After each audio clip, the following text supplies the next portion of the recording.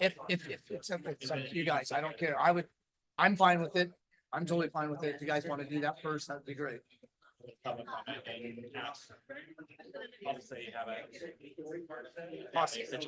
My situation that I need to take off early if I can, yeah.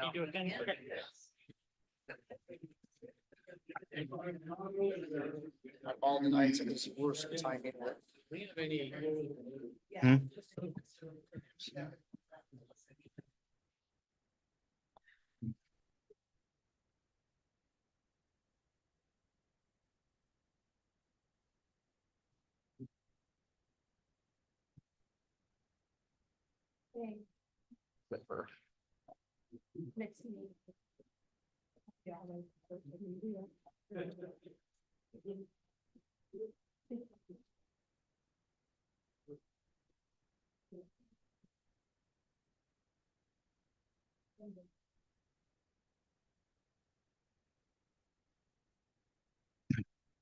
Good evening, everybody. Welcome to the Wairika City Council meeting for August 6th, 2024. It's now 6:33 p.m. Please join us in the Pledge of Allegiance.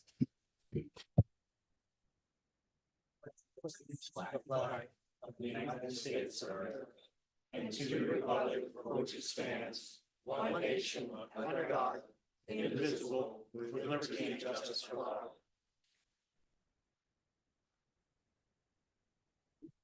All right, just want to remind everybody to silence their cell phones at this time. And we did have closed session at 5:30, and we do not have any reportable action on that item that we discussed at that time. Mr. Jared, are you online? Can you hear me? Attorney? Mr. Jared? I am. Okay, great. After a consent agenda, I do have a request. Councilman Kaeg might have to leave due to a family situation emergency. So we were wondering if we could move item 10A and B after consent agenda to the front of the line, because there's a possibility he may have to leave. Is that possible?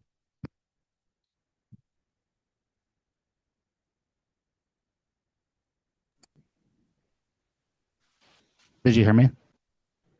Are you asking me, sir? Yeah, is that okay if we move that item? Mr. Ledbetter asked me to clarify if that was okay. Yes, all it takes is a motion of the council to reorder the agenda in that manner. Okay. What are the wishes of the council? This is Councilman McCoy. I'll make the motion that we change the agenda to allow first call to order, 2 public comment, and then, a 6:30 call to order, regular session. And then after that, we go to 10A and 10B, which is city attorney and city manager, new business, resolution establishing procedures for the notice removal and storage of personal property at encampments, and introduction and first reading of an ordinance amending chapter 9.45, protection of school children, bus stops, critical infrastructure, and wildlife risk fires of the Wairika Municipal Code to be called camping and storage of property in public places prohibited. Okay, I have a motion from Councilman Pro Tem McCoy I'll second the motion. and a second from Councilman Baker.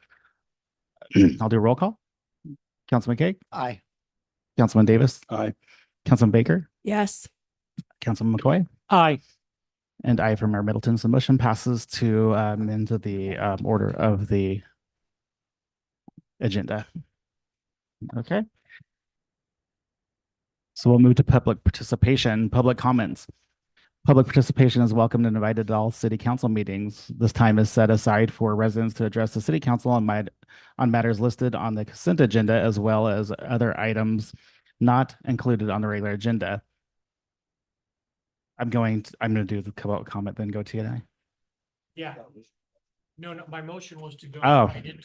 Sorry. I thought you said 6A. I'm sorry. I mean, I thought you said public comment, then 6A. Okay.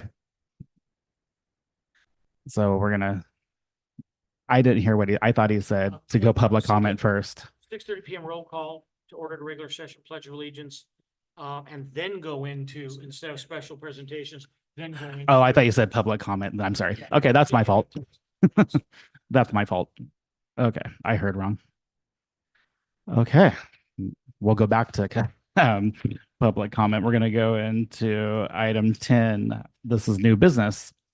City attorney and city manager. This is the agenda title.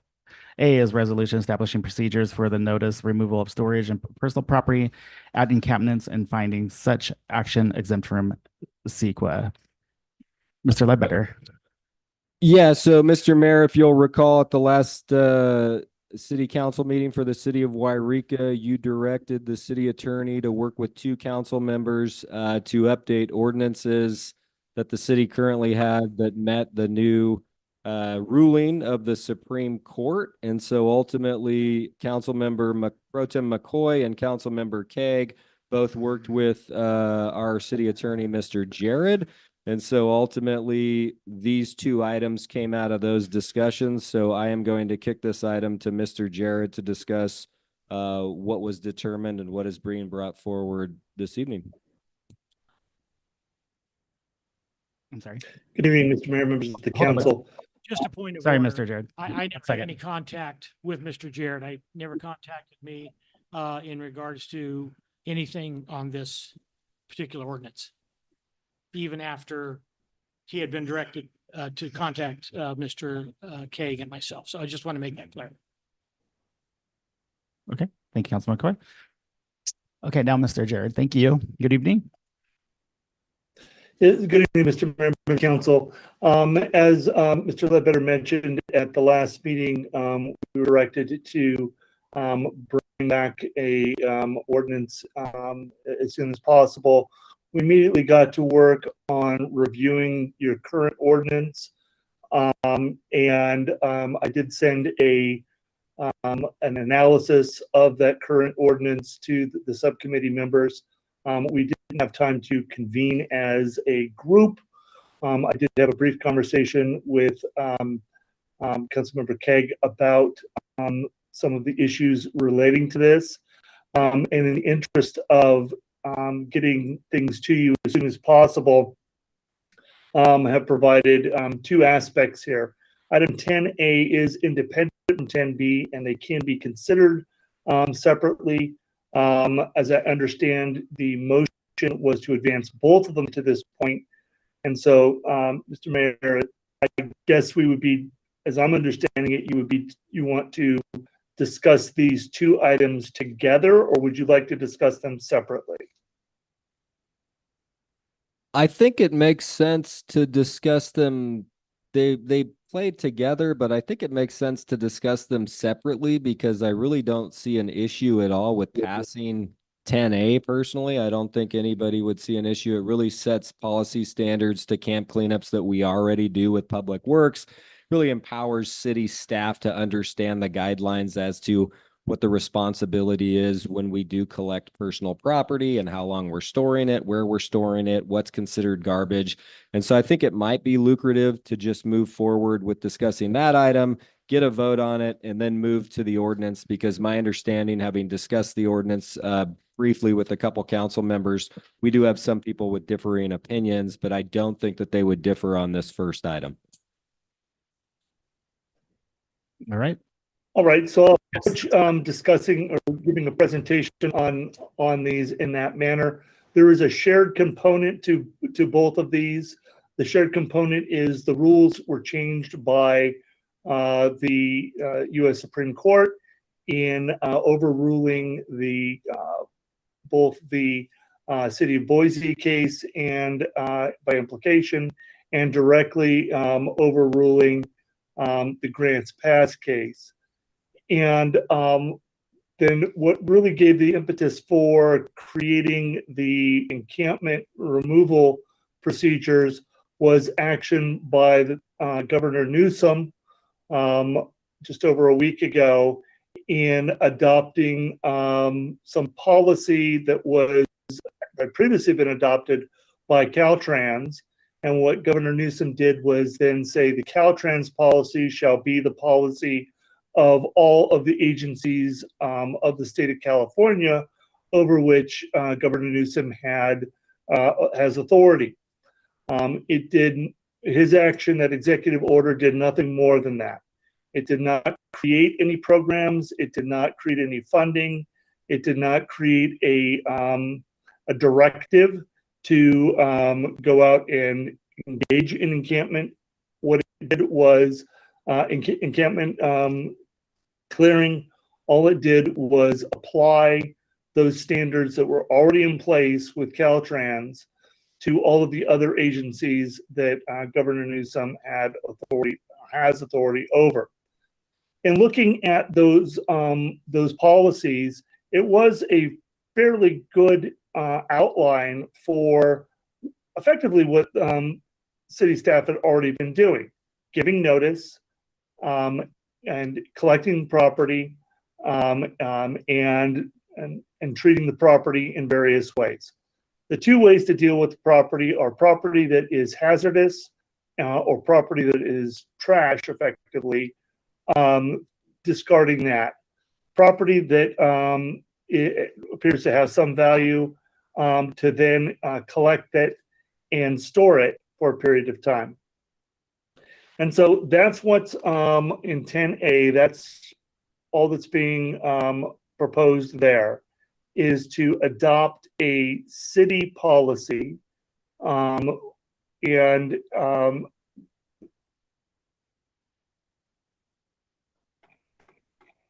that policy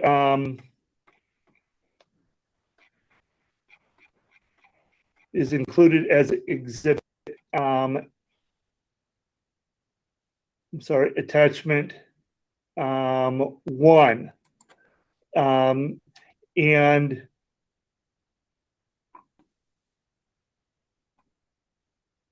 I'm seeing a printing error here. The actual policy verbiage has not been produced here. And so the executive order is not the policy that would be adopted. It's very similar to that policy.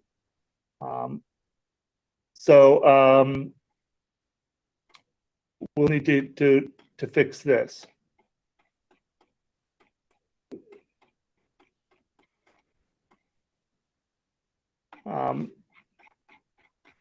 So I don't know how that did not get printed.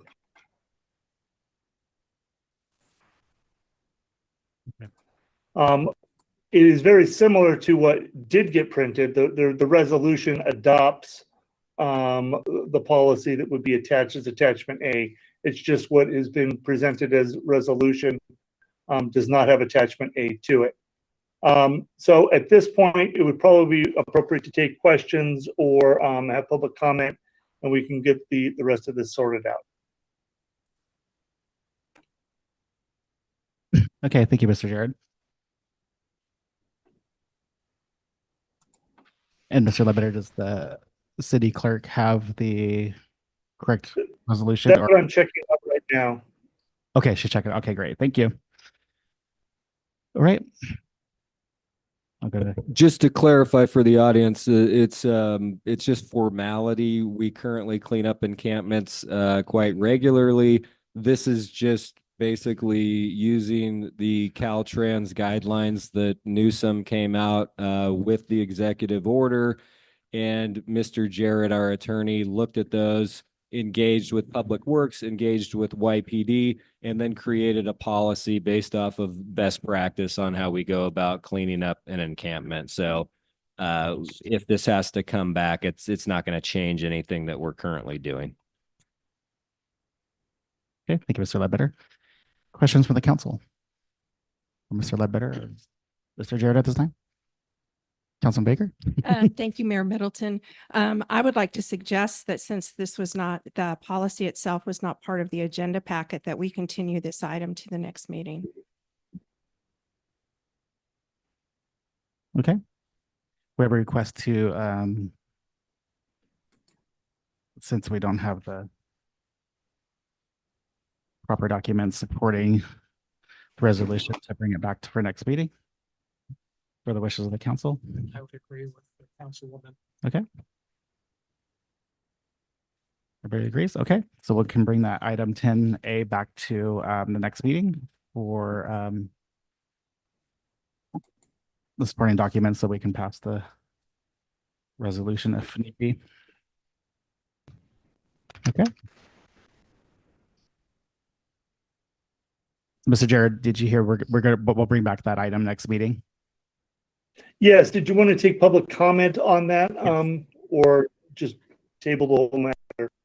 I can take public comment on it and then so they know that we are going to bring it back. I believe that's the 20th, correct? Like that. Okay, public comment at this time regarding 10A.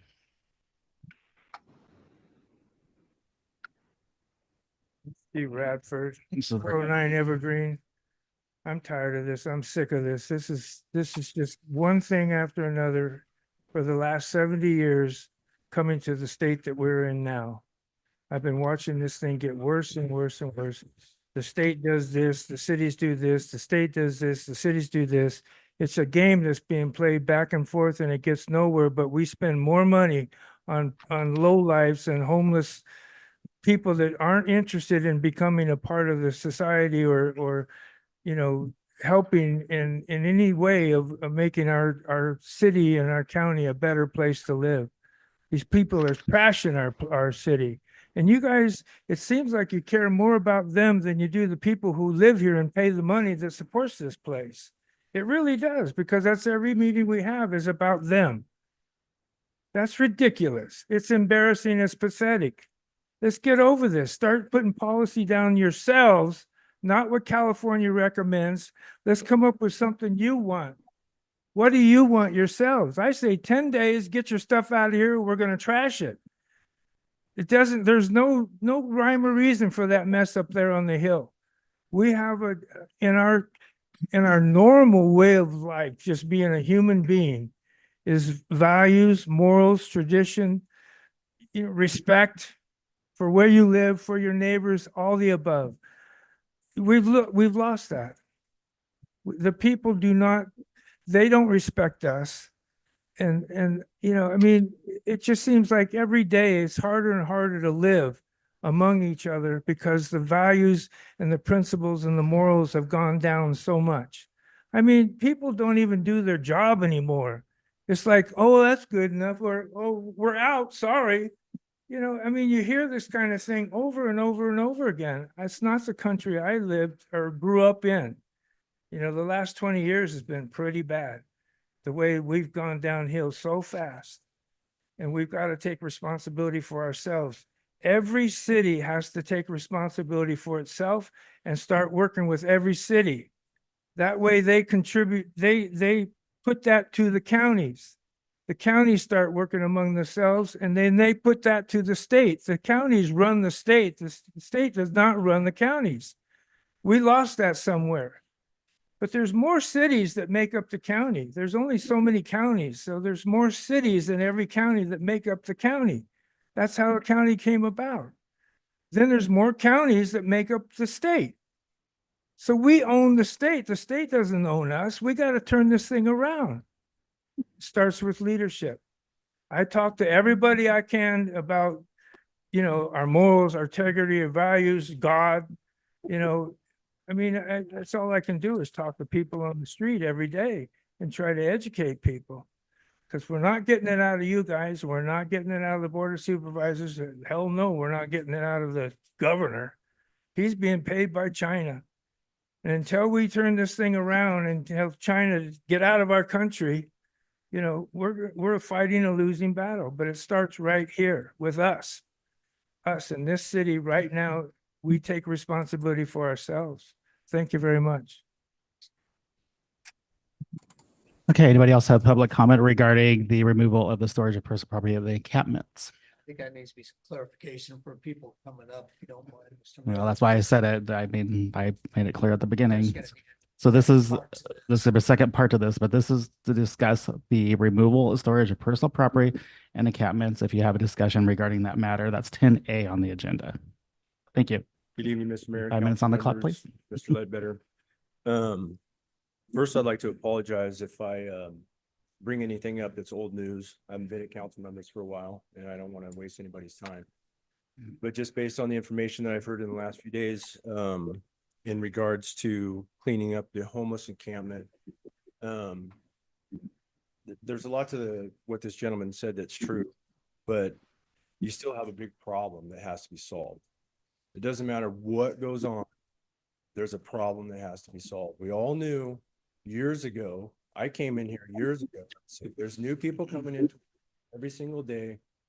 They don't look like they're safe. They don't look like they're honest. I hate to be judgmental, but sometimes your guard goes up and you have to protect what's yours. And I'm affected by the homeless situation in a professional level in our business. It's on Main Street. I've been in front of you before and I've told you how I deal with people. We are coming to the second part, so I want to remind you that we are talking, not to interrupt, Okay. we are talking I about the understand- I removal of the understand, personal but- property I up there. understand. But the situation right now affects us no matter what. So you can clean up the homeless encampment, but what that means to me as business owners, I have a bigger problem than I already have, unless you have a plan B, an alternative to what is going on. I'm not in favor of doling out money to every single person who needs it, but we also have an obligation to fix a broken problem. And that's going to take money. It's probably going to take taxpayers' money. And I can assure you that I'm not okay with my taxpayers' money going to somebody that doesn't give back to the community, but that's where we are. So before you pass this ordinance to clean up what's going on in the homeless situation, you have to consider what's missing. And part of what's missing in this is what's next. Where do they go after this? If the shelters in town over the years have not been able to complete what's necessary in order for them to accommodate what's coming, then that in this agenda item. It shouldn't be another item that gets resolved after we break what's already broken more, create a bigger problem, and then it becomes an agenda item down the road. Then how are we going to solve it now? The city has already in their building codes a minimum standard for obtaining occupancy for a building. I suggest that you guys review that information, minimize them as much as possible. One of these shelters can get their doors open as soon as possible. There's people out there that do want help. There's people out there that need help. And I look at a problem and I like to use the phrase reverse engineer something. So when you know what the problem is and you know what your desired outcome is, you can reverse engineer that to reach that outcome. If you do that and you approve this ordinance without fixing the problem of the bed situation, you're failing in what I would call engineering this problem. When an engineer fails, there's usually catastrophic results. So when this fails, you're going to have more crime, more drugs on the street. And I'm suggesting only that you do what you can to make beds available so the problem on the street doesn't grow or become worse. And to those that don't want the bed, to those that do want to live on the street, to those that do want to break down my neighbor's door, and the ones that I worry about every day, we have to, he's right, we have to start enforcing laws, and I know that's coming. But if you don't solve these individual problems along with the encampment, you're not fixing the problem at all. So I would encourage you guys to look deep into what's really going on, reverse engineer this situation to where it can actually be resolved and accomplish something positive instead of an outcome. Thank you, Jared. Excuse me, I do need your name for the record, please. Jerry Scott. Jerry Stalker. Thank you.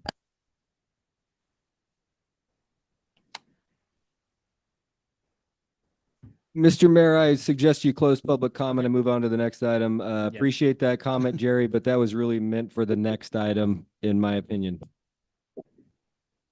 I try and people yell at me for cutting me off. So. Can't win for losing up here. Okay. I'll close public comment and we're going to go to the next item, which has to do with the first two speakers who got up and spoke on the issue. This is 10B.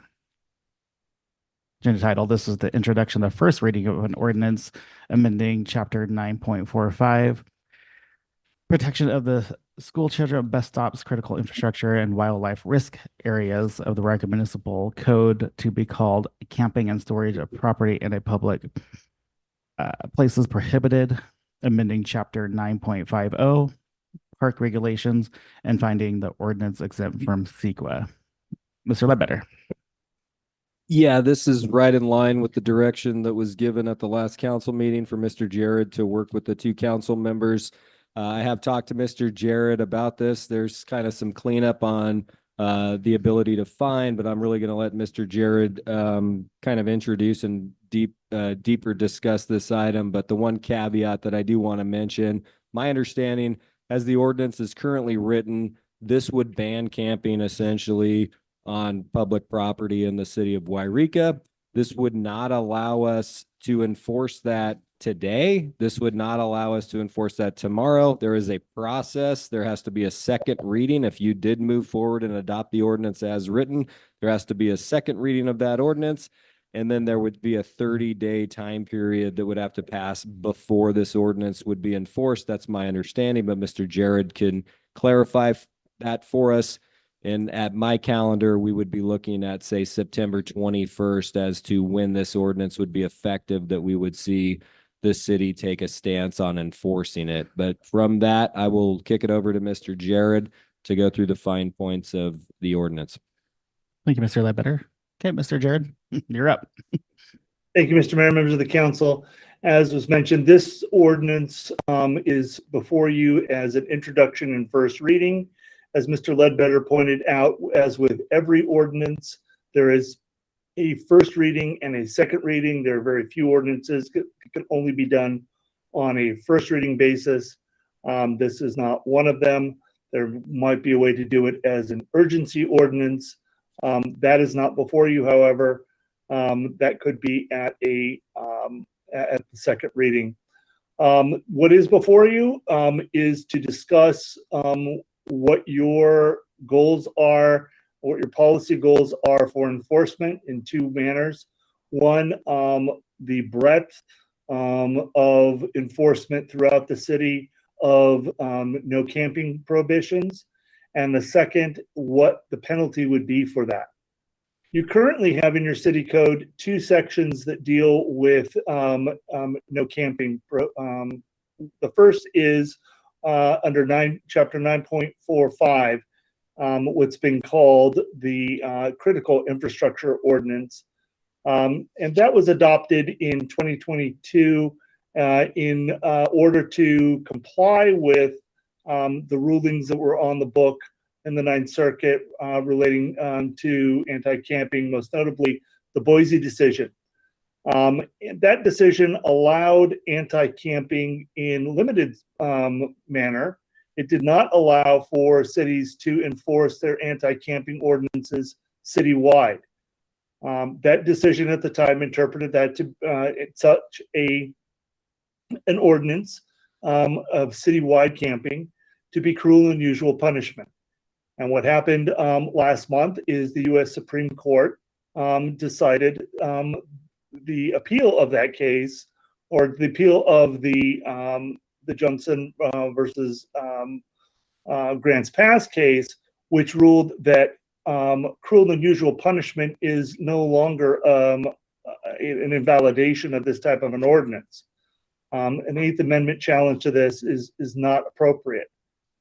There are plenty of other ways or other defenses to particular challenges and citations that could happen.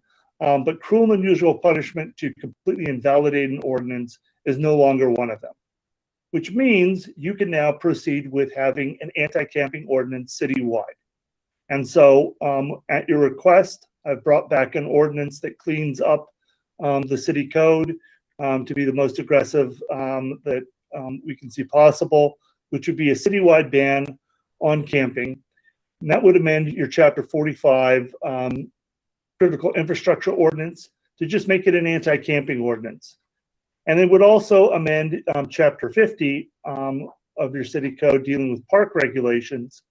And in that section, it's always been or since that ordinance has been adopted, it was a violation to camp in city parks. And parks were broadly defined to be recreation areas, which would include open space. And the reason why this could not be enforced was, again, the cruel and unusual punishment aspect of those Ninth Circuit rulings. With those gone, the cruel and unusual punishment aspect, the no camping in parks can, in recreation areas, I say, recreation areas includes parks, plazas, green belts, gardens, lakes, and any other property owned by the city, used and operated and maintained for recreational purposes, whether active or passive. And this would include any property owned as open space. That's what your current definition is.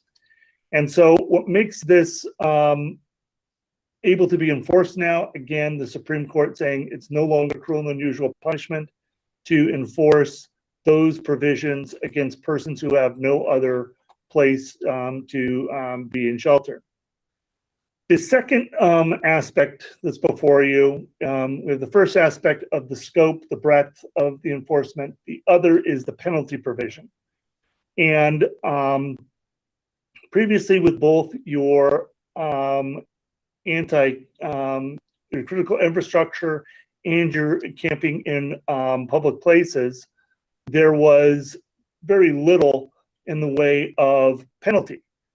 With the park regulation, the current penalty violation at 950-130 says any violation of this provision or any resolution adopted shall constitute an infraction.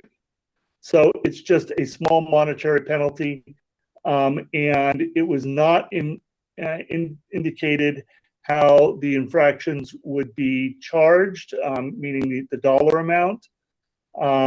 And so we've made a change there that's proposed that would change that into a graduated penalty provision of starting with $50 going for the first offense, then $200 for the second offense, and then subsequent offenses, all within a 12-month period, $500. And then also saying that this could be treated as a misdemeanor and charged criminally. So that is being proposed for both the anti-camping in parks and the anti-camping citywide. And so that takes care of 950, the park regulations. 945, the provisions that deal with the critical infrastructure ordinance, there was a lot of verbiage in there that was no longer required, meaning the proximity to various locations, bus stops, childcare facilities, things like that. That's no longer required as the basis for a challenge, because the court opened up the ability to have anti-camping ordinances citywide on all public property. So we've taken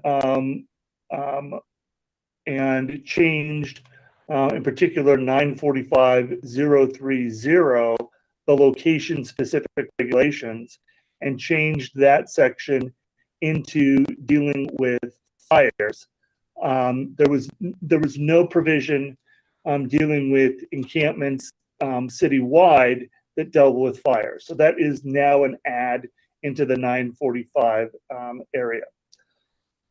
So with that, I think that is a summary of what these two sections do and how they work with one another. I think at this point it would be appropriate to take any questions from the council. Thank you, Mr. Jared. Okay. Council members, questions or comments?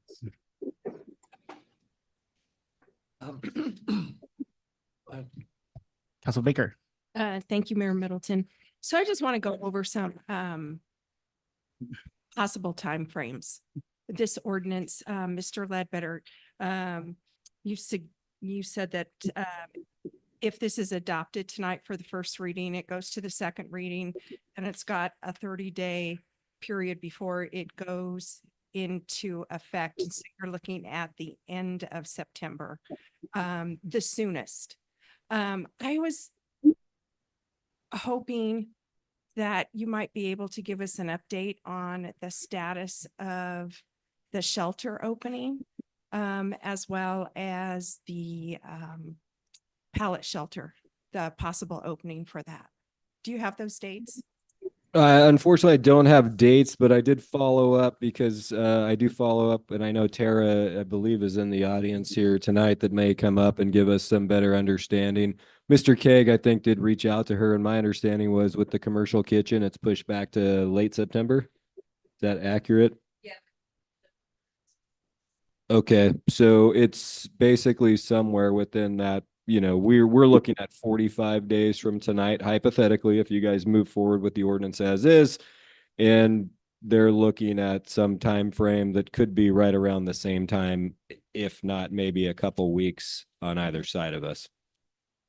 As far as the other location, we have done a number of things to prep the area to save the county money on the grant for the pallet shelter location, and Public Works is continuing to make the effort on the site to prep it. The latest, I think we're having some tree topper come in and take care of limbing up and topping of the trees, but that seems to be on par with the November time period that's required for the grant for them to be turnkey and operational at the Foothill site. Thank you. I appreciate that. Appreciate that, the timeframes. That's all. All right. Councilman Baker, I got some questions. Councilman Cake. So on this infrastructure ordinance that, we're talking about tonight, that's basically is this, I mean, we're changing some of the verbiage on this, Mr. Jared. Isn't that basically an amendment to this and not actually changing the whole ordinance? So I guess that's my confusion on that. And when you change, or when your amendment to it, does that change the time frame of things? No, it's whenever you're adopting an ordinance, either a brand new ordinance or amending an ordinance through adopting an ordinance, you need a first and a second reading.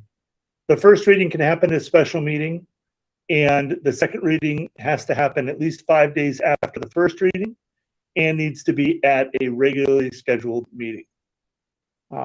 So the fastest this could have done would have been a special meeting like last week, like last Monday, which would have then 5 days later been like today for a second reading. But that didn't happen. So today is first reading. 2 weeks from now, at the next regular scheduled council meeting, would be second reading. And then there is a 30-day period where before it becomes effective. Okay, thank you for that clarification. Thank you, Councilman Cake. Councilman McCoy. So I have several questions, probably not necessarily directed at our city attorney. Couple of things with this ban on camping. I'm going to assume that means Boy Scouts aren't, been a while since it's happened. I'm going to assume that Boy Scouts then cannot camp in Upper Greenhorn Park in the little Boy Scout camp there. Is that correct? No. No. That would be incorrect. There is a provision to allow for permits to be granted, and those could be issued. So that would also then include like the Renaissance fairs that we used to have there? Where they can't? Yes. Okay. Thank you very much. You would have the ability to issue permits for specific events. Okay, thank you. So I've got a couple more questions, but it does, and I've shared this already with our city manager. I may have shared it with some of you on council. But what I'd like to do, and I think that Mr. Stalker has the right idea, I would like to define the problem. Because right now, we're voting on we're going to vote on an issue. And it's a very volatile issue. And it's an issue that all of us and all of the people that are going to speak tonight are passionate about. And yet we don't know what the issue is. And we've done this before. We've gone after a pool. We didn't know what we needed. We started after a fire hall, and we've taken a year and a half or 2 years to define, do we really need a fire hall? What do we need? We have to go after that. And I don't think I know, I can only speak, so I don't think I know what we want to come out of this. If we say we want everybody that's homeless to leave, well, not going to happen. So to jump to a conclusion to pass something tonight without knowing what we want to happen, where do we want him to go? They come up and live behind my house in Cedar. I had one there about 3 weeks ago. I've seen him over behind Discovery in the alley there. I've seen him up by some of my friends that live on Hill. I mean, that's what we're looking at. We're going to have people start moving up with us. We have to look at the entire problem. And so my concern, I'll go back now to the actual ordinance is, and this is aimed at our chief. Does YPD have the man? Sorry to put you on do you have the manpower to cite? And you'll have to come down, Chief. I'm sorry. Chief Gilman, you can Yeah, get out the does microphone YPD have the because manpower? he's calling you down for the record.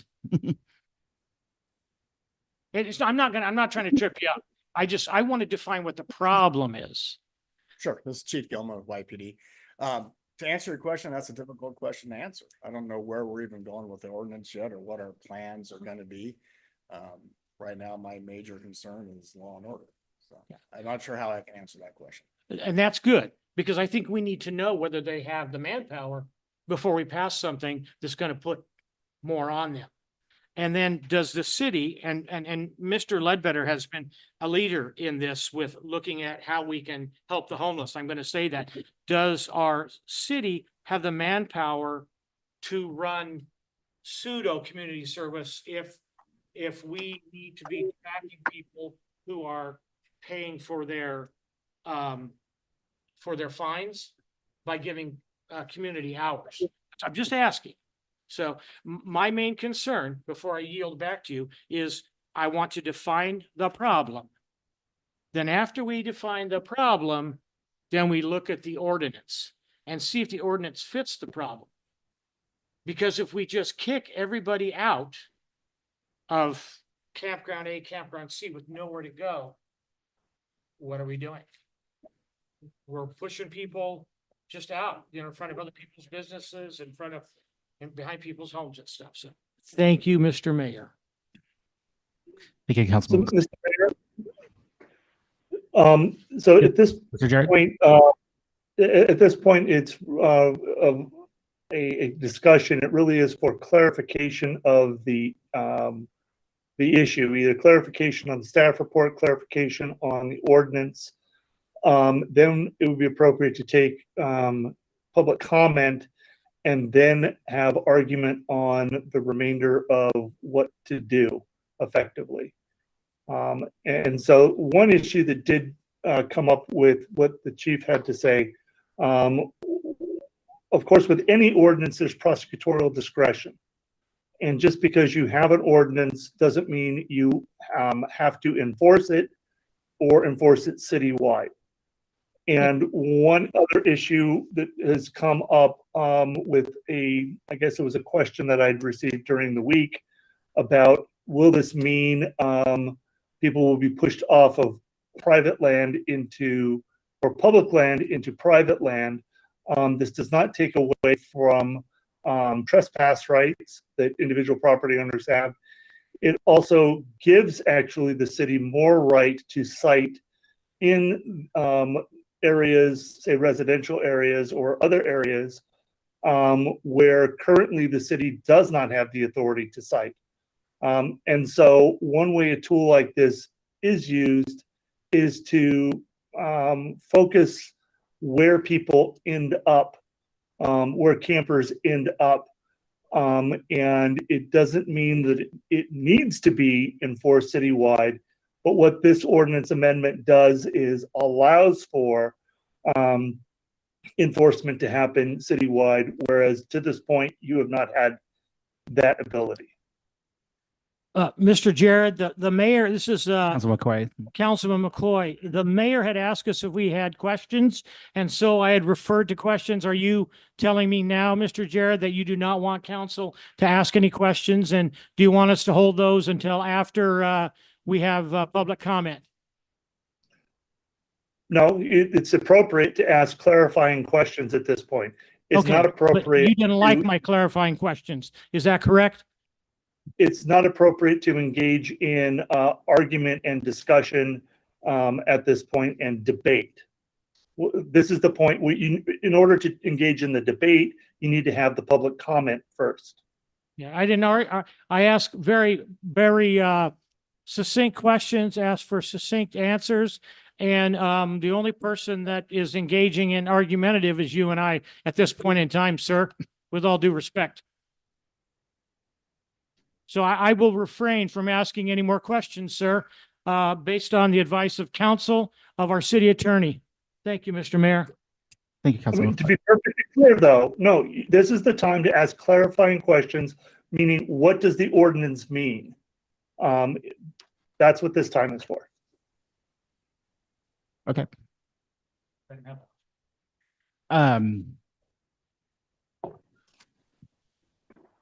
I don't have any questions really at this point. I do have some, you want me to wait for my comments or discussion afterwards, Mr. Jared? Is that what you're saying? After comments from or questions from the That's correct. This point of the meeting, or this item is to engage in discussion as to what does the ordinance mean? What does this change mean? What does that change mean? It's not a time to debate amongst council members as to what the ordinance should be. Okay, just wanted to clarify and make sure we're on the same page here with everybody and the council members. And I do have a question, clarifying question from Councilman Davis. Thank you, Mr. Mayor. Excuse me. Well, the way I understand it, we already To have who? ordinances. I'm sorry, who's the question to? To Mr. Jared or Mr. Ledbetter? Well, I'm looking at you, so. Okay, I might not have the answer, so I don't know. Okay. We already have ordinances regarding camping in our books. So this is a ordinance or an adjustment to that ordinance to make it clear with the current law and the current governor's mandate. So that's what I understand we're doing right here. I'm going to have Mr. Jarrett explain to you that the governor's isn't really, we were ahead of the governor's orders 2 weeks prior to the governor coming out and making his declaration. And he added one paragraph stating that the city should follow what he was doing, but we already had met. So Right. Mr. Jared was directed at the last meeting. We were at the last meeting, yes. Yes. And then, And making amendments to the well, yeah, current, clean up the language Yeah. so it's current, yeah. the current ordinance. So that's what we're discussing now is the Very good. That's changes. my question. Yeah, page 94, 93, 90, starting page 90, 89. Yep. So that's what we're doing. Mr. Mayor, if I can Yeah, clarify. Mr. Yeah, Governor Newsom's action is really meaning nothing to the city. His action merely was to his own agencies. And he encouraged others to take a similar stand. But it did not require anything. It does not require enforcement. It doesn't require that you do anything. As was stated, you already started down the path of enforcing. We'd already analyzed what the Boise or what the Grants Pass decision meant for you. And to answer Councilmember Drake's or Davis's statement, yes, there are two camping ordinances, two provisions in your current city code that deal with camping. Both of them are effectively toothless. there's no penalty provision. Number one. Number two, the anti-camping one in 9.45 is focused only on parks, plazas, Go ahead, sorry. and open spaces. The portion in 9.50 is only focused on open spaces and parks. And the two did not, the other issue is that the two did not define camping the same way. And so the amendment that's before you cleans those issues up, allows camping enforcement citywide, addresses the making it unlawful to build fires citywide in relation to camping, and changes the enforcement to something that actually then has some teeth.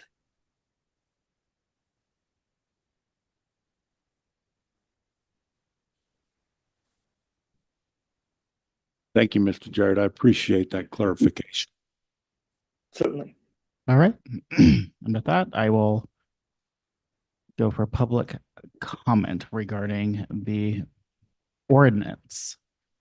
And if we can stick to the ordinance and the item on your agenda, that would be most appreciative, please, when you come to the podium.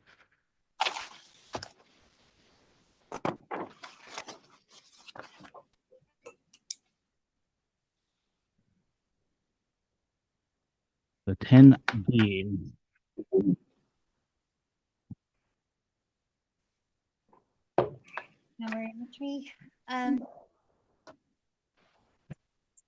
I first want to start with saying it is absolutely imperative that we find a way to open base camp immediately.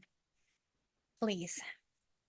I understand that there is still construction, but we can close off two sides and have two sides open. We don't need an industrial kitchen yet. We do need someplace to put these people. We are also going to, as a city, we cannot even afford a fire department.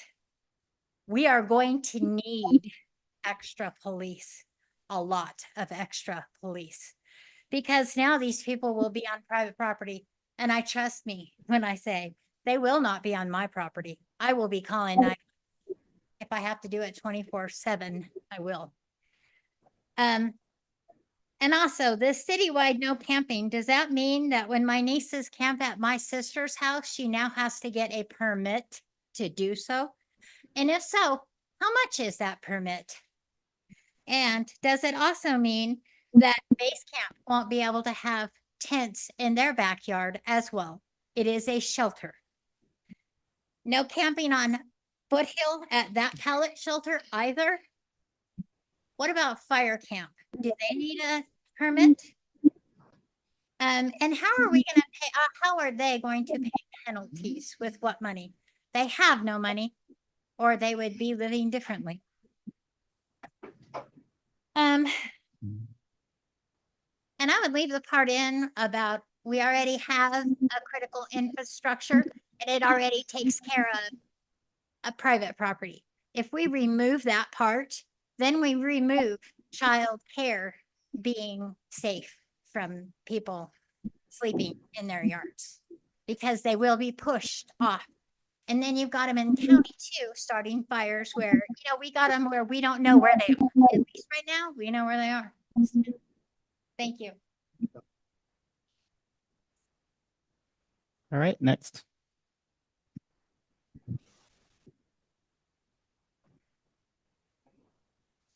Lorenzo Love. There was an article day in the Progressive magazine entitled "Arresting Homeless People is the Most Expensive and Least Effective Solution." Let me quote a few passages from that article. National Alliance to End Homelessness estimates that 18,000 people lose their homes in the United States each week. Most have never been homeless before. People become homeless because of the choices of our leaders, not the choices of the individuals who become homeless. Homelessness is a policy choice. Misdemeanors for sleeping outdoors are often not prioritized. Nonetheless, these arrests can have a terrible impact on unhoused people, since over time they can rack up thousands of dollars in fines. This level of debt can make it impossible to get a job or find shelter. Just because the Supreme Court says that localities can invoke criminal penalties when people sleep outdoors does not mean they should. It also does not mean that criminalization is good for communities. Criminalizing homelessness using law enforcement to punish the unhoused is the most expensive and least effective way of addressing the problem. It is cruel and cynical to impose penalties on people who may be facing real human challenges like unaffordable rent, financial emergencies, or health and mental health. Housing advocates are in agreement. Making homelessness illegal does nothing to end it, and the criminalization stands in the way of bringing about the solutions we need. Progressive.org, dated today. I encourage you all to read it. We have a serious problem. If you follow the lead of your city attorney, you're going to make it far, far worse. The purpose of this ordinance is cruelty. Cruelty towards people who have no choice, no place to go. That's the whole purpose, cruelty. 8,000 people are evacuated from the park fire. Some of them will have homes to go back to. Some of them will become homeless. We are one disaster away from each one of us being homeless. How you treat the least of us reflects upon what kind of a person you are.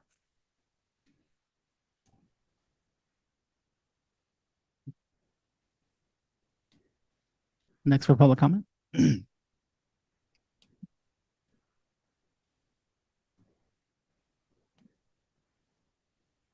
Good evening, Louise Gliano, Wairika.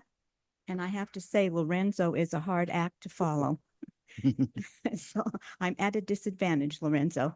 One of the things I would like to say is my thoughts when I was listening to Councilman McCoy talk about what the real problem is. The real problem is not people not having homes. The real problem is the plague on society with addiction and mental health. I granted there are some people that are probably on the hill, as Lorenzo had mentioned, that have lost their home through no fault of their own because of fire. Maybe they can't afford to rent something again because rent has gone up, or maybe they don't have house insurance because they couldn't afford the insurance. So I have great compassion for those folks.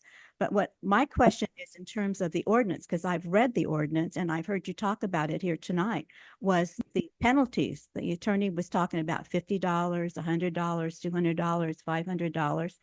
And again, I do have to admit, I agree with Lorenzo on this, is where are these folks going to get this money? And if they don't have the money, then what happens? Do they then go to jail? I would like to see something in the ordinance that helps people get out of the situation they're in if they want help.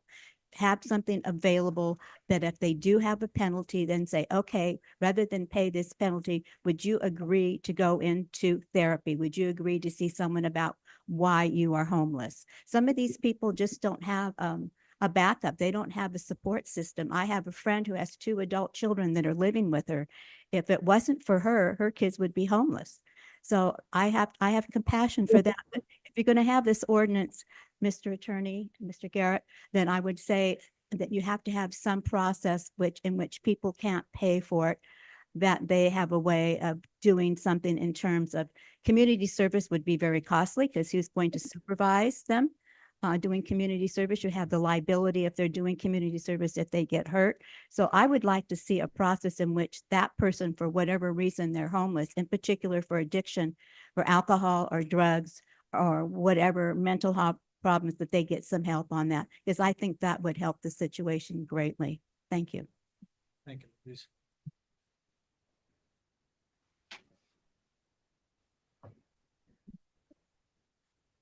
I rarely have to raise this up.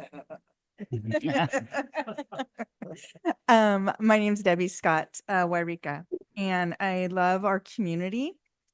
And I love our community corporately, and I love every citizen that's in our community. And the homelessness issue is huge and complex, and there's no easy answer. And the issue isn't definable. It's just too big and too huge. And I think this ordinance is only meant to be a tool. Using it is optional. It simply puts another tool into the tool belt of our law enforcement and into the tool belt of our community as a whole. And how we use it is up to us and up to law enforcement. It's not a roundup. That's not it. And I'm acquainted with many of the people in our community that don't have homes, and I'm sure law enforcement is as well. So there's discretion that gets to be used. And I trust our law enforcement to use it wisely and to use it well.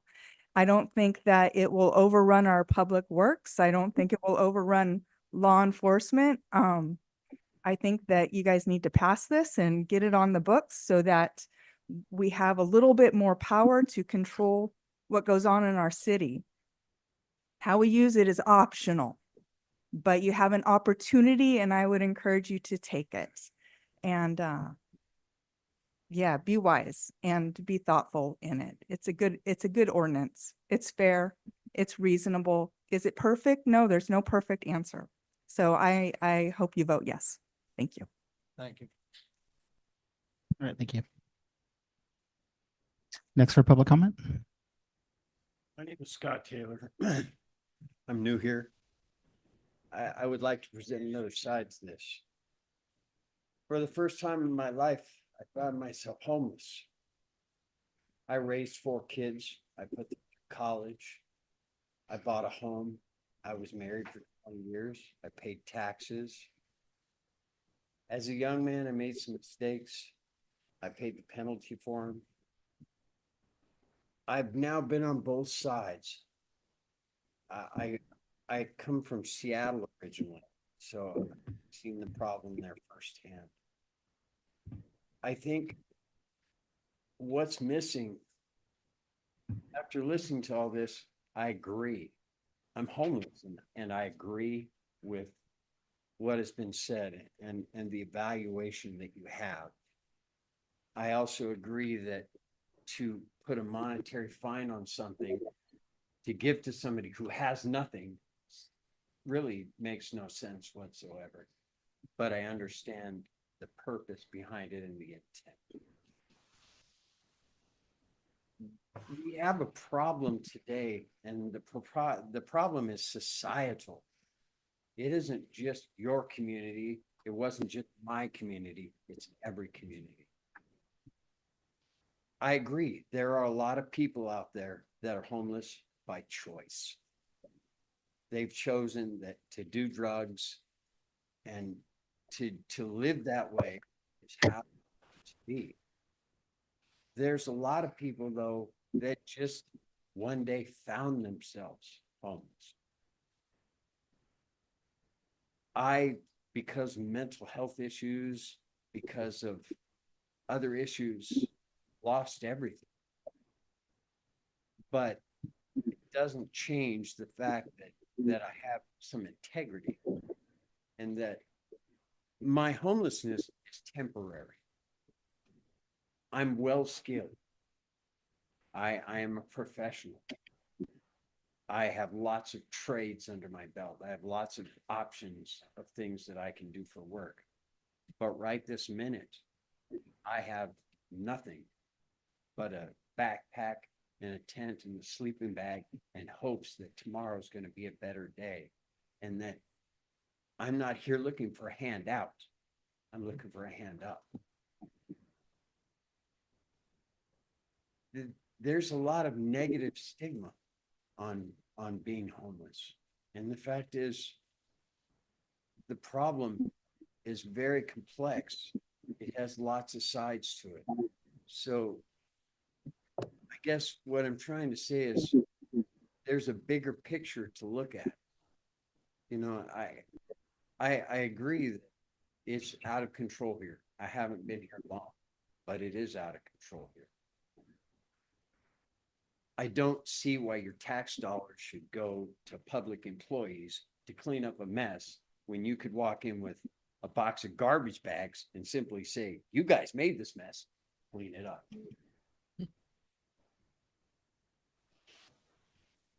But there has to be some thing to help people get out of homeless, not push them further into it. There, like I said, there are those of us that are just here for a moment. But there are those that that's what they choose. You have to be able to differentiate. You cannot umbrella something and say everybody falls into this category. It doesn't work in law enforcement. It doesn't work in mental health. It doesn't work in everyday society. You really have to analyze what you want and then make amendments to your policies to fit the problem. But if you don't address the problem first and foremost, the rest of it is just a waste of time, energy, and money. I just ask that, places like this need a homeless shelter. Everywhere nowadays needs a shelter. Mm-hmm. But you need to really delve into the problem of why there are so many homeless. That's really all I have to say. Thank you for your time. All right, thank you.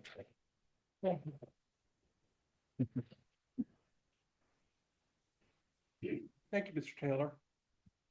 So my name is Rico Gutierrez, and I am behavioral health. I work with behavioral health and homeless outreach person for the county. I would like to share that we've made some huge strides in the last 6-8 months. We have actually made some incredible strides with the community. And I think, there's been a couple things that have been said. Mr. Stalker's comments on we need to have a plan, extremely important. We need to figure out why and what we're going to do.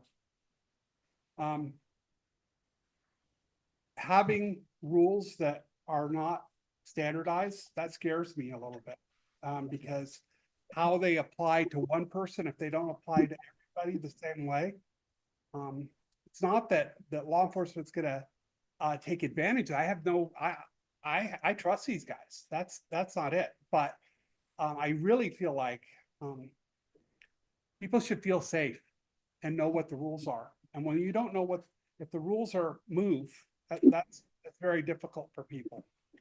The other thing I'm really concerned about is the fact that we need to have a plan that works forward and not backwards, have things blow up, such as having shelter in place before we move forward with these things. I believe that it seems like there's a natural progression that's going to happen here.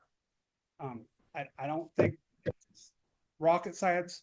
There's going to be rules that are going to come forward. You guys are going to make those decisions. It's just normal from where we're at now. But I don't think we should, in the 30s and 40s are indigent laws. And I don't think we should get to that place either. I think that's a bad idea. So one of the most important things is for us to figure out a way where people have a place to be before we set rules in place that make it a crime for them to be nowhere. And then the other thing that's really important is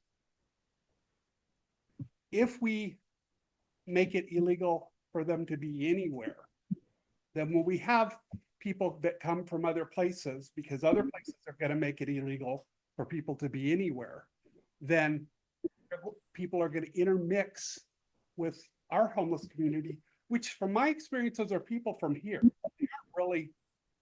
they aren't really a tremendous amount of people from outside our community. Most of the community here has been here for a while. And so I just hate to see us spread the homeless community out further and not be able to manage that or to provide services for that, for those in that community that really need our services.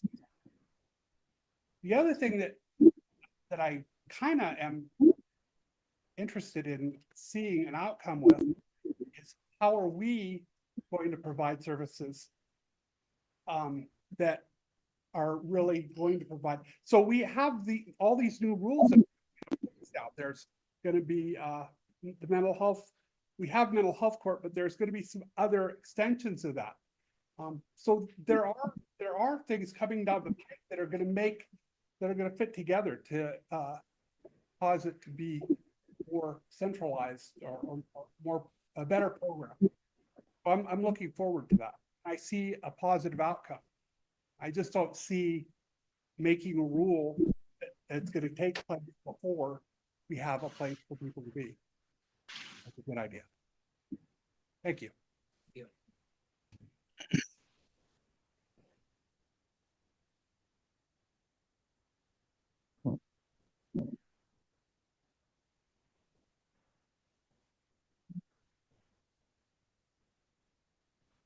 Good evening. I'm Ken Barnes, business owner on Minor Street, and I'm here to speak in support of the ordinance.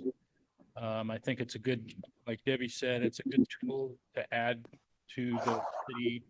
And I appreciate YPD and their efforts to help the local business owners.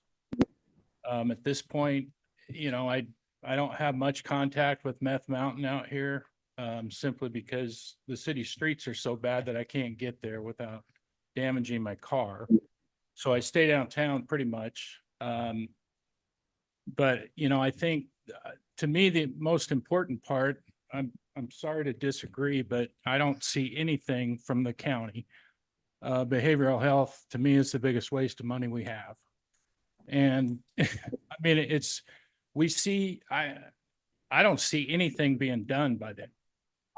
And we see these zombies that are walking our streets, that are plaguing our downtown businesses, and there's nothing being done. And these are people that are mentally ill and they're drug addicts. We all know that. And yet nobody, from what I can see, nobody in mental health and behavioral health has any contact with these people on a regular basis. They're just allowed to walk around town with their sense of entitlement and just wreak havoc. They scare our kids, they threaten our tourists, and they embarrass our community. When people get off the freeway and they go downtown to support any kind of tourism that we have, and they're faced with these people that are just wandering the streets, it's embarrassing for everybody. And unless we can integrate some kind of plan to deal with those people in some kind of, some kind of manner, I think we're spinning our wheels into, I love the ordinance concept, but, throwing a penalty at these people it's a joke. It's like, it's as bad as the one where if you don't have health insurance, they're going to fine you. Well, the people don't have health insurance because they can't afford health insurance. And for the government to fine people because they don't have health insurance is just insanity. And so it's similar to that. It's like the homeless tweaker that came and threatened me when I was working on Black Bart's Grill and broke my front door. She didn't have any money to pay for it. YPD came and arrested her after she ran away. But I mean, what good is that going to do? A $500 glass door, where are you going to get that? Not from her, I guarantee you. So trying to cite these people and add penalties to them, the state of California has already given up on collecting any money from any citizens that pass due balances. So I think, I'm all in favor of the ordinance. Applaud you guys for, taking that step. But unless we can integrate it with some kind of a plan for the zombies, I think that we're spinning our wheels. So thank you. Thank you, Ken.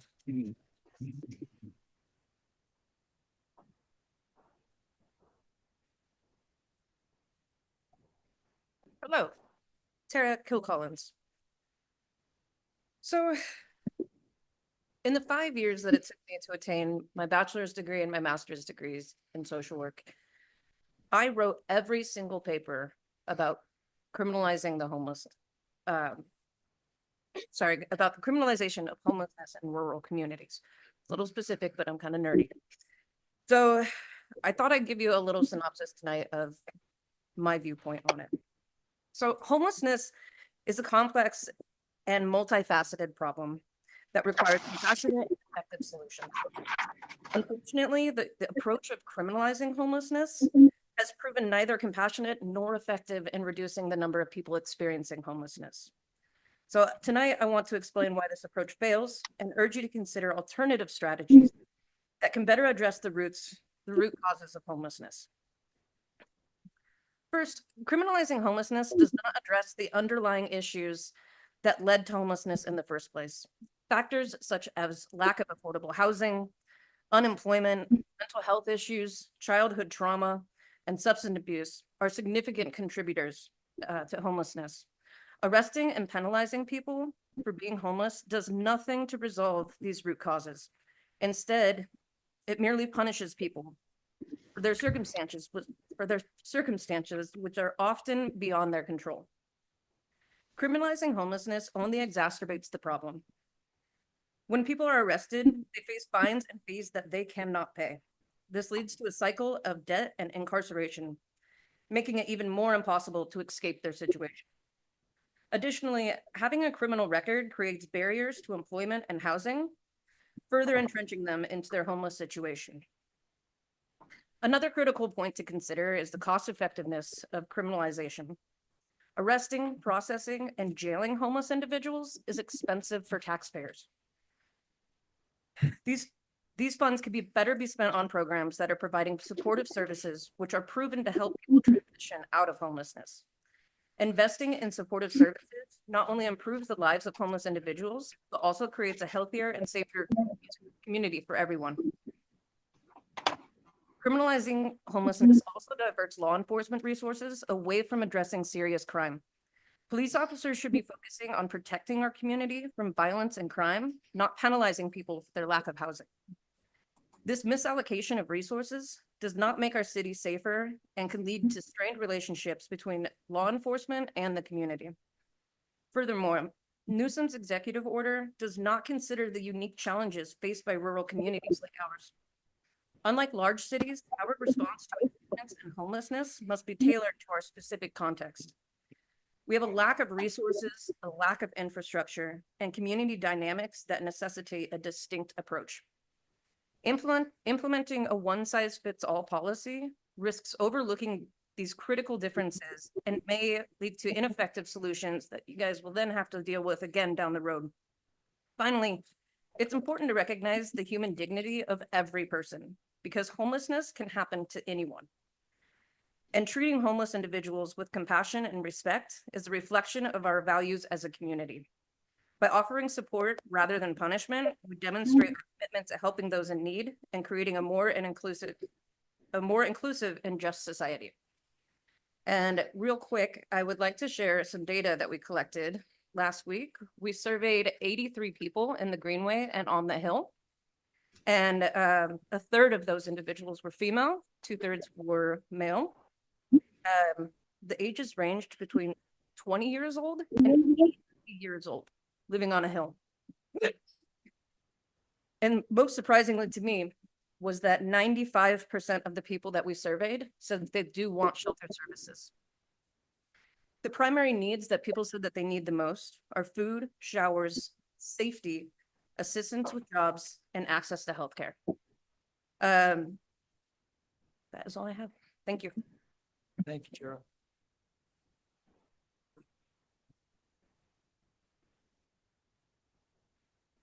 Steve Radford, 409 Evergreen.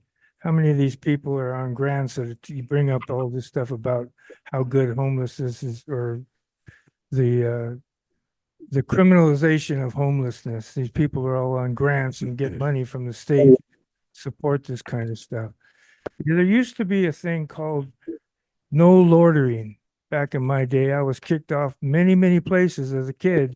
No loitering. We used to skateboard around Macy's and stuff like that. No loitering. They'd kick us off. You know, it was real simple. I got picked up on Mulholland Drive, not picked up, but kicked off of Mulholland Drive, camping in my van one night. You know, I mean, no loitering. Simple. It's still on the books, I'm sure, but what happened to it? Where is it? The other day, I witnessed 3 officers dealing with one young man down there at the Liberty Arts Pavilion. I was sitting there having a sandwich at Ken's Place there at the Minor Street Meats, and I watched these officers there for like 30 minutes plus, 3 of them dealing with one little young guy, you know, 20 years old or something. You know, he was sitting there at on those benches, and we don't like seeing that. None of us like to see it. You finally did something about that. But, you know, if you want a place for these people, you put them on a bus and you send them back to Sacramento where the problem started. I mean, it started in the government, right? Back in the day of Johnson and welfare and all that thing started way back then. And, you know, where's welfare today? 85% of our budget is welfare, behavioral health. The same thing down in Shasta County. They're fighting and screaming like crazy because 85% of their budget is behavioral health. And what's being done? Nothing. We got the worst problem ever. And it just keeps getting worse because you keep throwing money at it. This thing that they got going on right now is a ploy for frustration and you know, the confusion that we're in right now. You know, every time he pulls some little act, before it was like doling out money to you guys to do something with the homeless, do something with the homeless. We spent the last 5 years doing something with the homeless. Now we're trying to get rid of the homeless. What to do with them? He's playing games with you and you're jumping to the hoops. Thank you very much.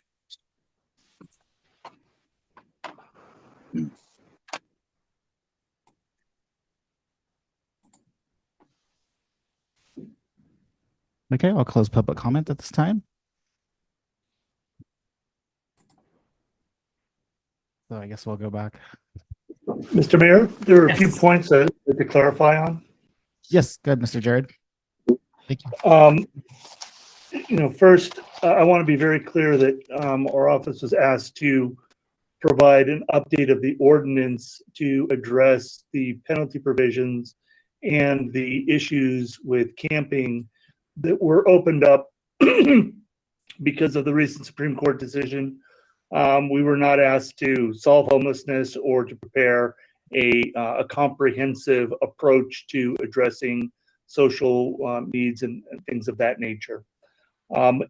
In that light, there was a comment made that this ordinance is just punitive, and there were the comments that were made about bringing in other ways of providing help through an ordinance process. And indeed, that is what an ordinance of this type is seeking to do, is to provide a penalty, but in order to urge people on to achieve services, to steer folks towards programs. It is not merely a stick. And the penalty provision that I did insert into this is a graduated penalty provision. And there were the comments made about, well, how is someone supposed to pay a fine if they can't, they have no money to begin with? And indeed, that is an issue. It's graduated in that way towards, first, to get an attention, second, to get into court, and third, any type of other sanction like imprisonment, as a graduated approach. As one of the speakers mentioned, however, that does allow for what's called diversion.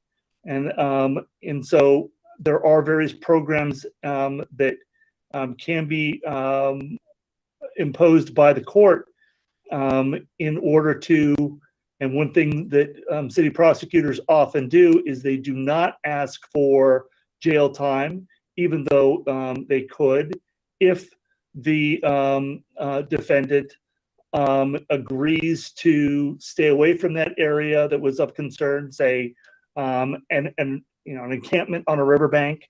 So agreeing to stay away from that, agreeing to abide by all other laws, et cetera, et cetera.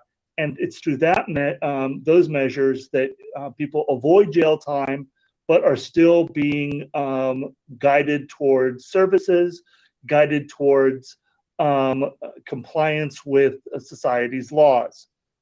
There were some comments made. The comment about agreeing to therapy, that could be part of what a court ordered as well.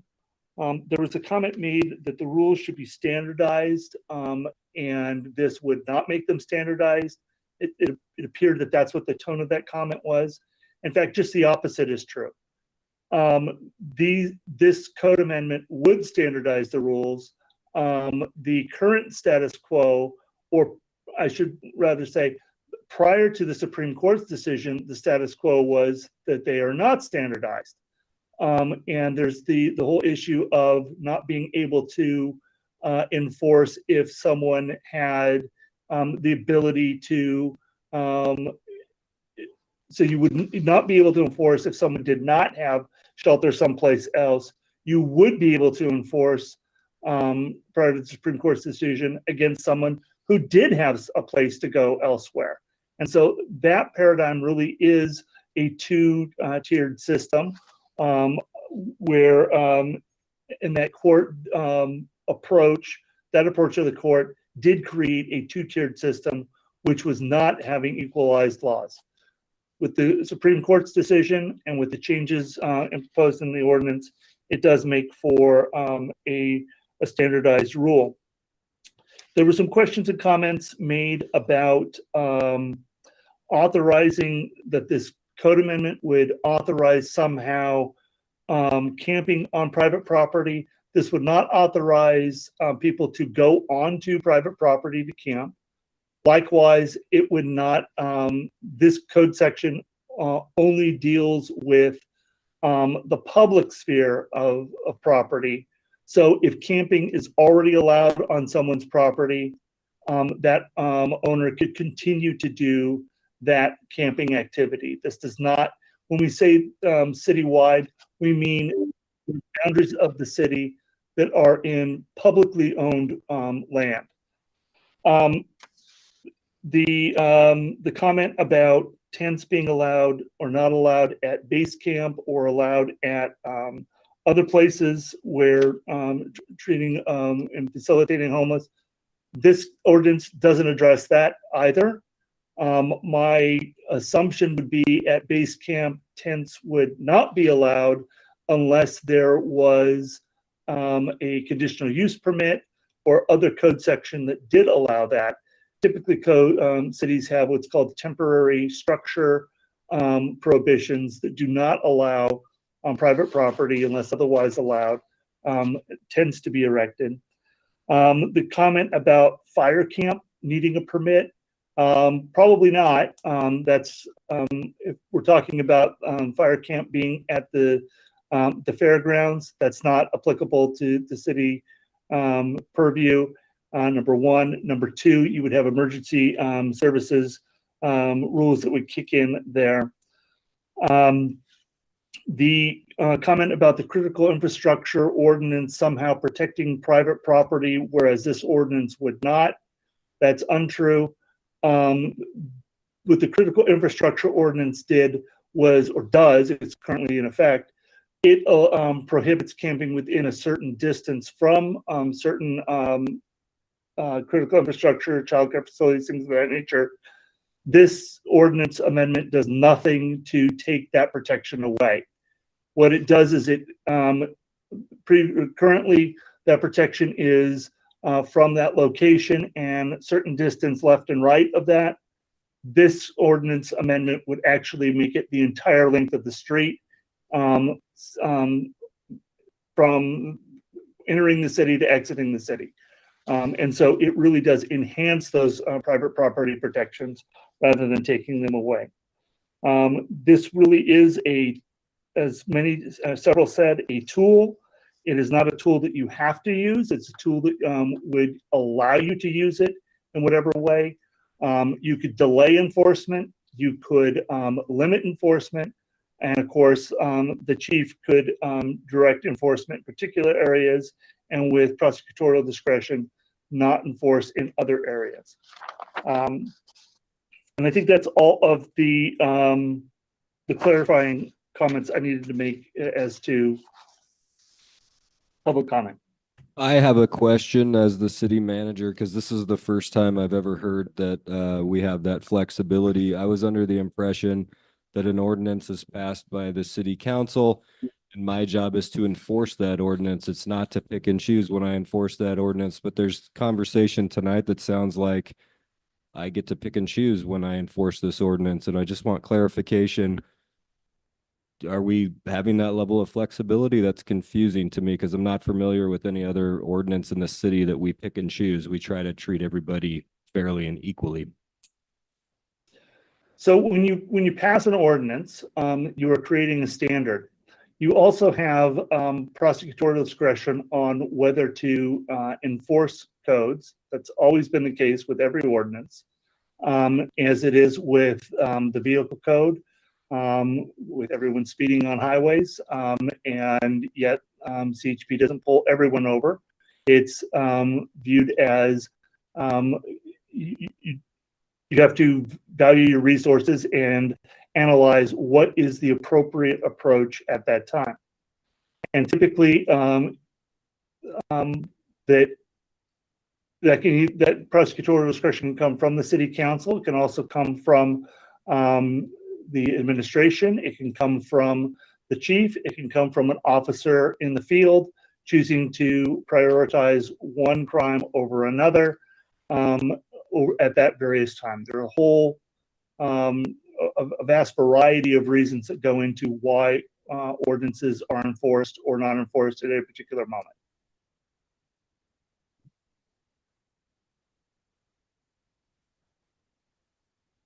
To my understanding, that's in conflict with the contract I have with the city. It's pretty clearly stated that I'm here to enforce the ordinances, and ultimately, I honestly, if this is to pass, I'm going to enforce it, just so we're clear here. There's not going to be picking and choosing on my staff. We're going to enforce this ordinance as it stands, just as I do with the rest of them. All right.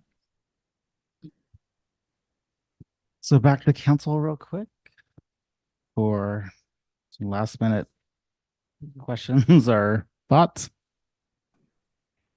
Comments. Councilman Keg. So as we've heard from a lot of individuals and thank you, Mr. Taylor, for your input. Thank you very much. We've heard a lot of citizens and their input and a lot of homeless individuals, which is good. We need that input all the way around. I think we need to, as a council, decide what that balance is. You know, we need to know that we have services that are coming in place, and we need to encourage some of those services to help these individuals get off the streets. There's a lot of them out there that do need those services and ask for those services. Just like Tara was stating, you know, there's a number of them that they interviewed that actually want the service, that hopefully we could get them off the streets. So it's a big challenge as us as a city council to find that balance, how we keep citizens safe, how we keep the homeless individuals safe. Our families, our friends, everybody is our first priority. Our homeless individuals are our first priority because we're all individuals that are part of this society. It's a tough balance to find what that decision making needs to be from all of us. I'm just going to share a quick story of how we need to balance that. This weekend we had a birthday party for my adopted grandson up at Lower Greenhorn Park. as we're sitting there enjoying the day, a couple individuals were walking down below, heading towards the soccer field and cussing up a storm, ranting and raving. And it's like, oh man, this is not looking pretty, especially at a little children's three-year-old children's party. So about a half hour later, the male came back around, and he apologized. He goes, I'm sorry that you had to hear this. He goes, this is not what I wanted, for a birthday party to hear. And I go, no, it's not a proper place for a 3-year-old to hear something like that at a playground. And he goes, I'm sorry. And he goes, well, it won't happen again. And he starts walking away. I go, hey, let me talk to you. I go, what's going on? What's going on in your world? And he said, we came here about 3 months ago, me and my girlfriend. We've been together for 5 years. We got here. We're traveling through, heading to Oregon, and stopped off here in Wairika for a while. Ended up on the hill. My girlfriend got hooked on fentanyl. And he goes, I don't know how to fix it. He goes, I love her, but I can't stay with her at this point. He goes, I'm gonna have to leave her and head on up to Oregon where I got support. He goes, I wish I would have never came to Wairika. So that's a balance we need to find. We need to help the individuals that need help and can help. We also got to protect our citizens. We got to protect our loved ones, but we also need to help those who seek help. Sometimes I got criticized for this. Sometimes we do need a little tough love.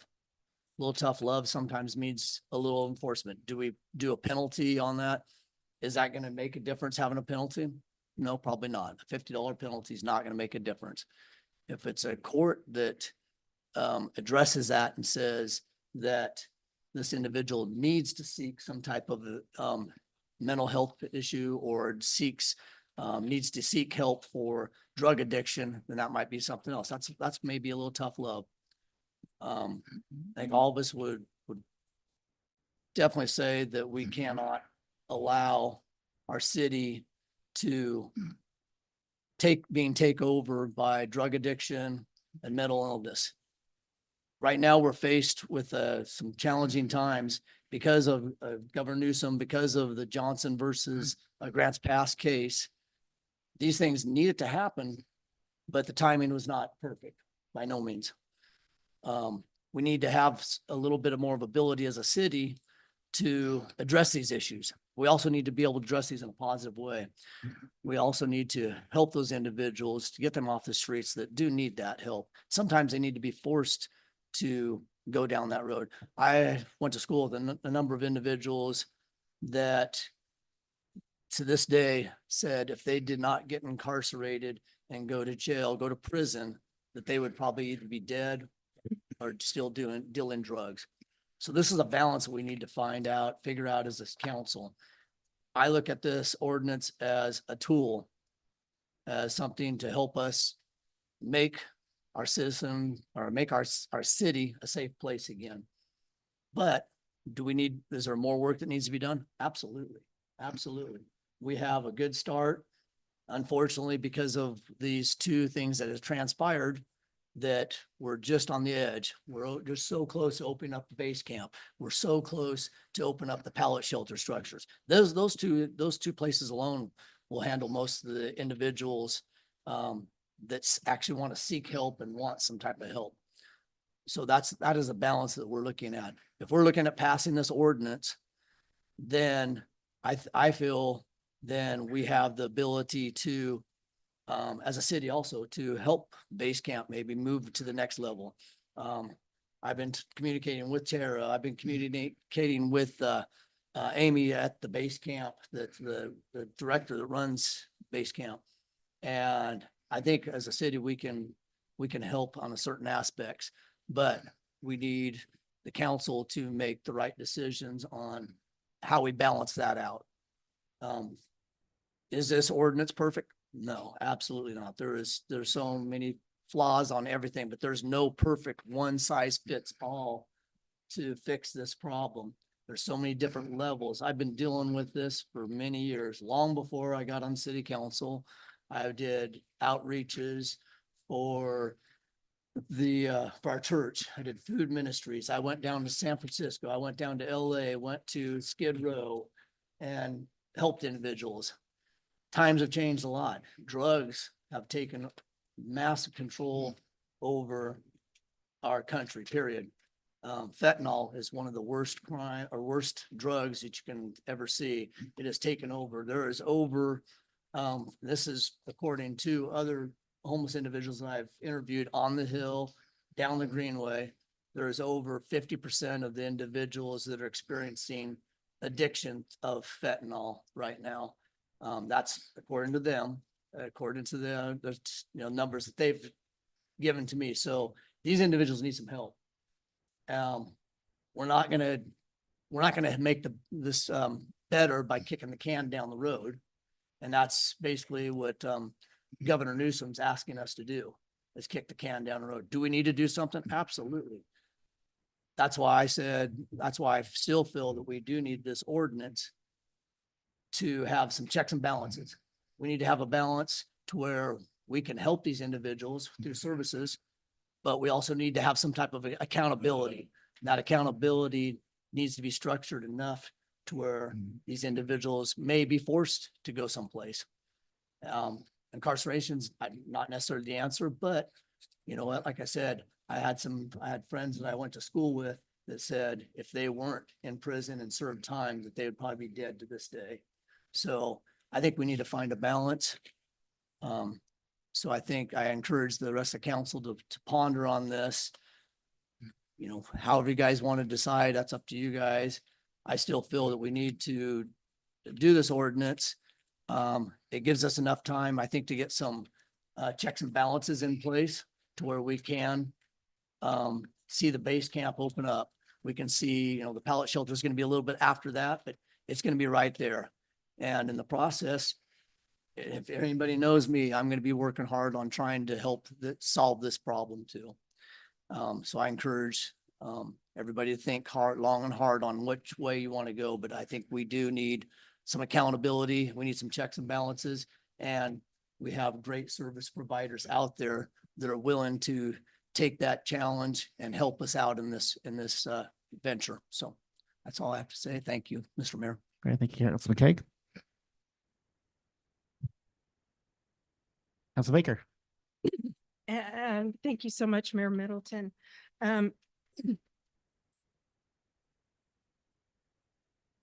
There is no one size solution to all of this. And I would just like to remind the council that this evening we are not debating, we're not discussing solving homelessness. I would like to just remind the council members that at the last meeting, the mayor gave direction to the city attorney. And I'd like to go ahead and just read that into the record because it's here.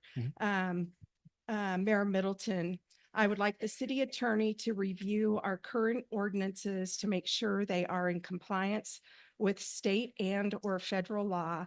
And I would like the city attorney to explore the options for penalty provisions that are now available under such ordinances that are available to us to pursue. And if it's okay, excuse me, if it's okay, excuse me.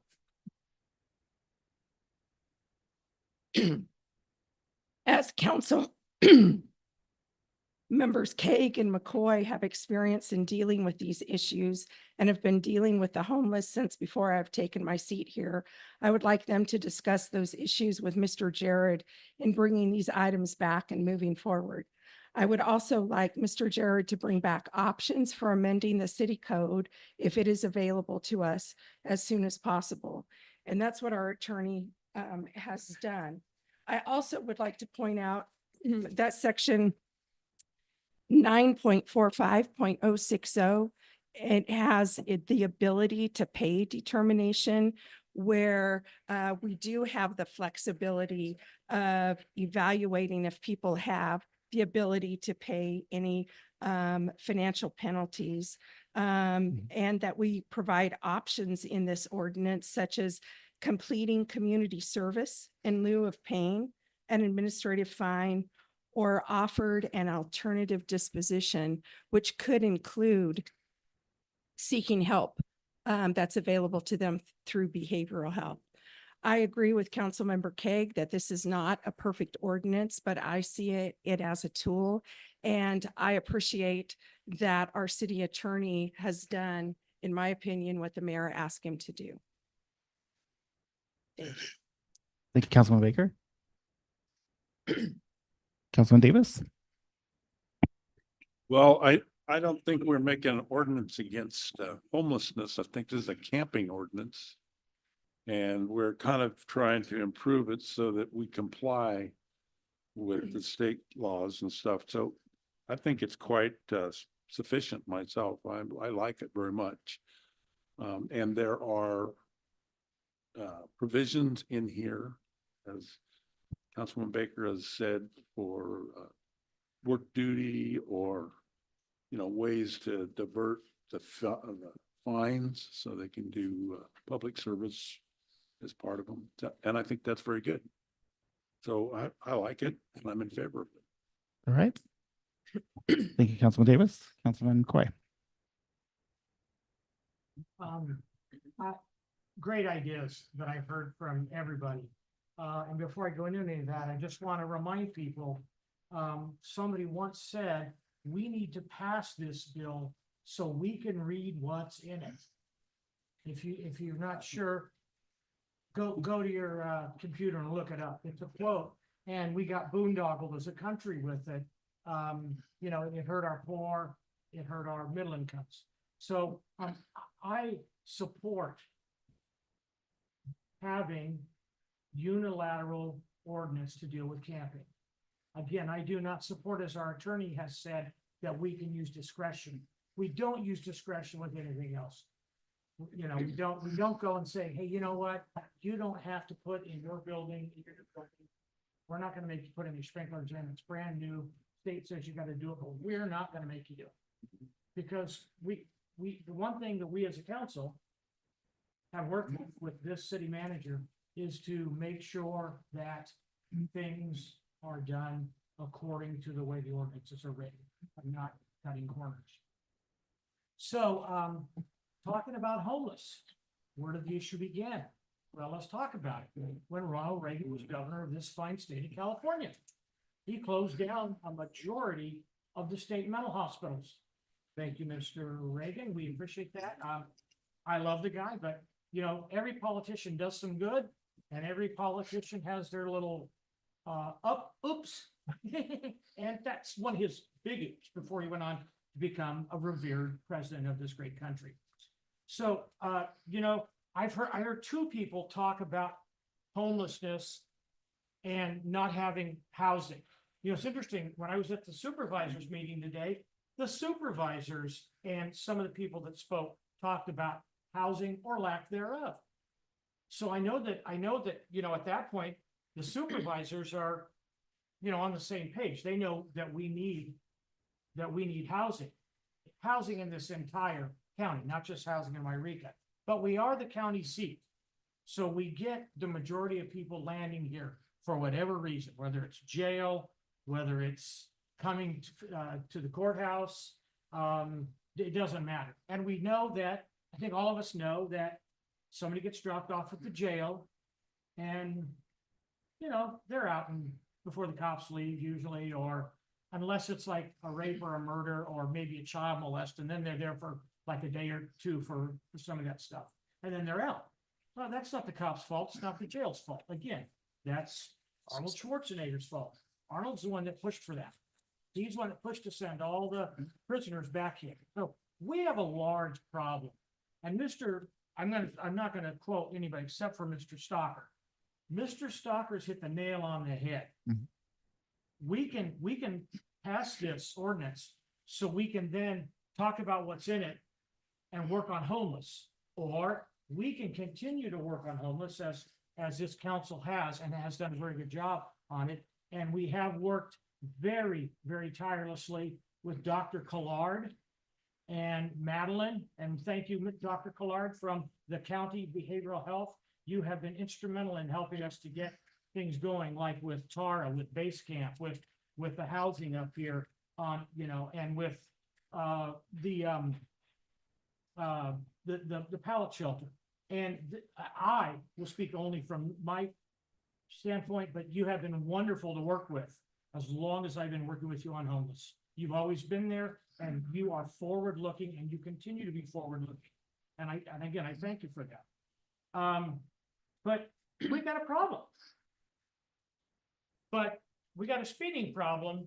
If we have a speeding problem, but let's get parking tickets. That'd be cool. That'd be better. It's easier. Let's get parking tickets. No, we got a problem with homelessness. And that problem starts with no place for them to go. Now, you know, we don't need to put them up in, you know, in one of the bed and breakfasts, you know, in the Par Steel house or something like that, or that sort of thing. But we need to look at when we squeeze these people off the hill, and let's not kid ourselves. We're going to ask our law enforcement to squeeze equally. We're going to ask them to squeeze. We're not going to say, squeeze that guy, he's thin. Squeeze that guy, he's got long hair. Squeeze that woman, she wears glasses. No, you squeeze equally. If somebody's going 90 miles an hour down Main Street and somebody else is following at 90, you don't stop one, let the other go. Not how it happens. And again, as our wonderful city managers pointed out, if we do this, we're gonna squeeze them. Now, I'm not saying I'm against the ordinance, but the ordinance does not solve the problem. We have an issue with the fire hall and the fire department. We've been working on that for, I don't know, 2 or 3 years or 4 years talking about it. I mean, councils have been talking about it for 25. What did we do? We went and we asked, what is the problem? So we're not building something that somebody comes along and says, we didn't need that. We need 10 more firefighters. We don't need a new building. I mean, we have to solve this problem. And I thank you. You called it, yeah, I just call it kind of common sense. If you got a problem, you don't spend a lot of time, you know, doing other things. So we have people that are telling us, and this is what I wrote down, in favor of the ordinance, loves the ordinance, but doesn't support it. I'm not sure what that means, but I support that person. I like the ordinance, but I don't support it at this point in time. We have to figure out, because the ordinance doesn't solve a thing. All it does is as we continue to write citations, and then on the second or third time they end up in jail, then we end up, and we pay our city attorney to prosecute them, and that's great. Let's spend, you know, I don't know, $400,000 prosecuting homeless. Now, we don't need it for other stuff. So, again, I'm not saying I don't like it. I'm saying we're going about it the wrong way. We're not addressing the problem. We're addressing the symptom. I don't like going to a doctor in America because they address the symptom. They're going to give you a pill and they're going to address that symptom. No, I want to feel better.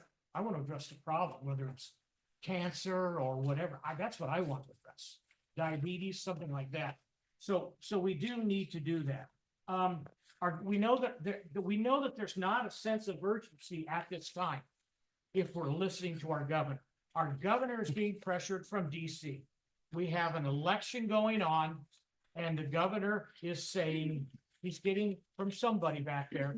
He's getting that, you know, you need to get your state, get everything in a row, all your ducks. And we do. Again, we have to.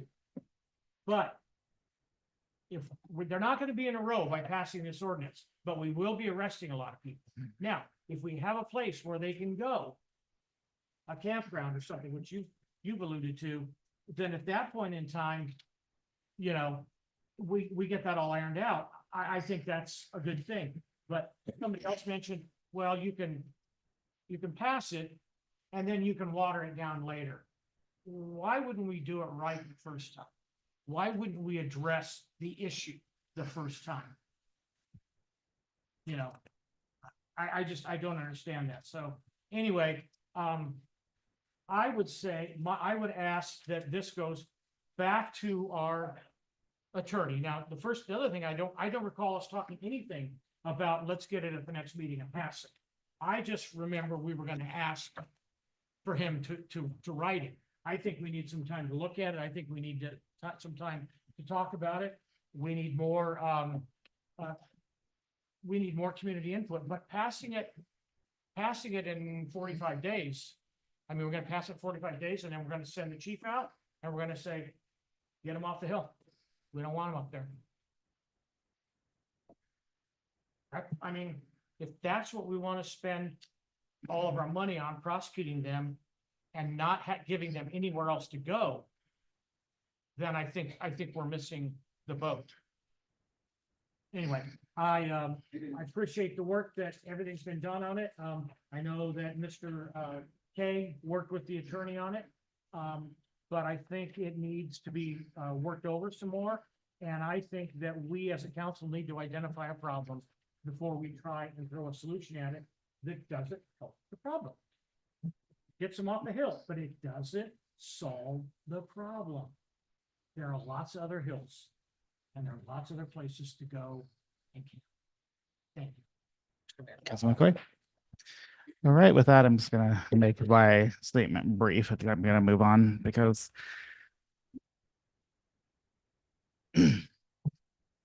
this isn't a easy issue. We're talking about human beings as well. So I want to remind some people in the audience and everybody here that these are human beings and they're suffering probably not, the best time of their life. I can't imagine saying I want to go sleep in a tent at -3 degrees or when it's 110 degrees outside, whatever. They're going through something. So there's a lot of problems to address with, but it's not one size fits all. Someone might have a drug problem.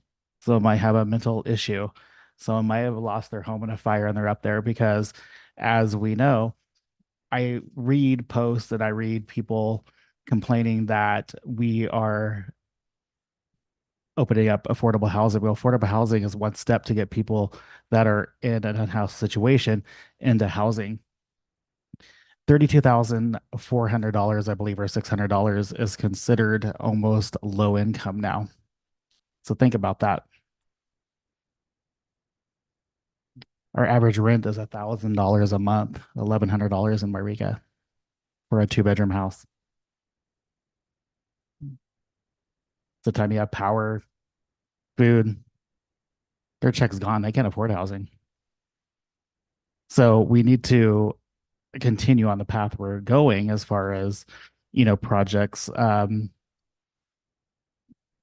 the Crossroads that I had the pleasure of being invited to speak at and seeing that open up, and with the hard work of Dr. Clerk in partnership with the supervisors in the county of Siskiyou and the city of Eureka and many people involved, that finally happened. But it takes all of us to work together as well. So the county needs to come together with the city, our cities. We happen to be the county seat where there's services. And so they're going to be here because this is where majority of the services are, because we're the county seat, behavioral health, whatever. But we do have to address many issues. But taking away or enforcing with where there's nowhere to go, you're not going to take away homelessness. You can't say, get rid of homelessness. That's not going to happen. We can get them off, tell them to get off the hill, but where are they going to be? They're going to be in the park. They're going to be in your shopping center. They're going to be in your downtown area. So it could get worse before it gets better, because we're really close to getting the pallet shelters, the shelter opened. We're close to all these facilities. And as the gentleman from behavioral health said, there's many changes that they're working on and trying to help these individuals. So if we just react and say the governor came out with this and start enforcing this right away without solving the bigger issue, nothing's going to be solved. They're still going to be homeless. They're going to still go camp somewhere, whether it be outside the city limits, on the side of the street, on the sidewalk.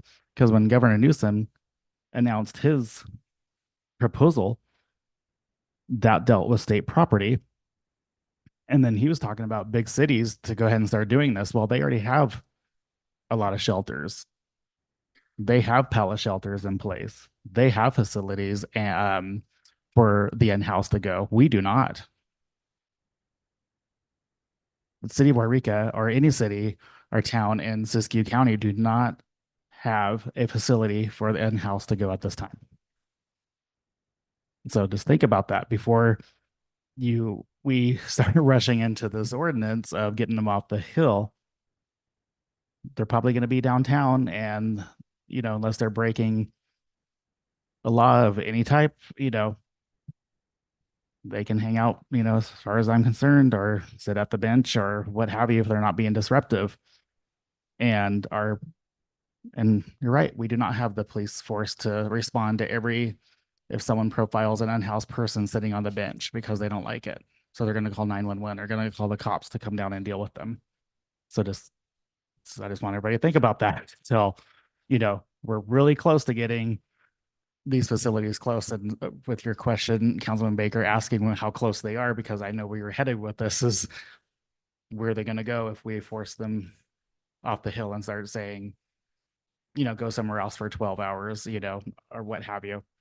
But it takes a village. I know it's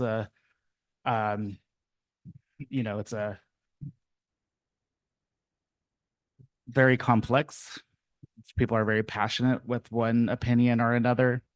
Silver SUV at some silver SUV. At the door. Mine. Silver SUV by the door over here. I was saying mine's right there. I don't see it flashing.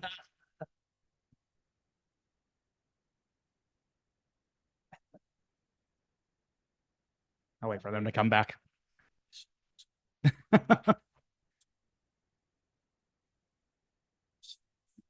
Take a drink. Let's take a little break here for a minute while they come back.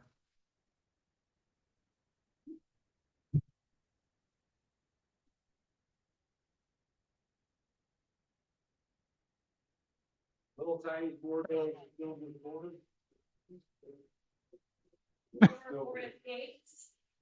Ford Escape. Silver Ford Escape. Nobody? Okay, I guess nobody in here. Anyway, so I just want to prepare everybody. We're close to bringing a lot of, hopefully the solutions. I'm not saying the drug problem, that's the whole beast in itself, but the in-house, crossroads, hopefully people will get approved for that. The shelter open, and just the way we're progressing. Hopefully it's going to solve the issue. Like I said, it hasn't been fun. And like our attorney did say, to us at our previous council meeting, is our hands have been tied for somewhat 6 years because of the Boise versus Martin versus Boise decision, and then Grants Pass took it to the Supreme Court. So the cities in California and the western states couldn't do anything until recently when the Supreme Court came down. But I don't want us to all react just because the governor came out and said something when we've already been moving in that direction.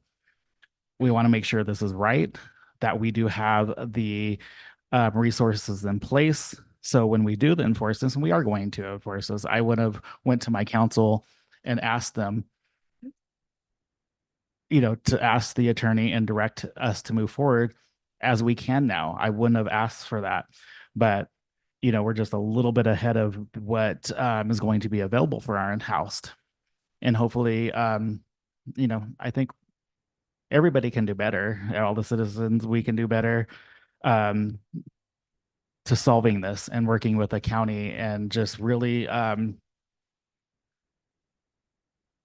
we're going to get to the next step, and of helping the several issues that are going. Like I said, one size doesn't fit all, because there's many problems. There's mental health, there's a drug issue, And there's some people who just can't get housing because of their past. They're denied because they have felonies or they have a felony, but they have felonies 15 years ago, but that's still haunting them today from getting a job or from getting housing.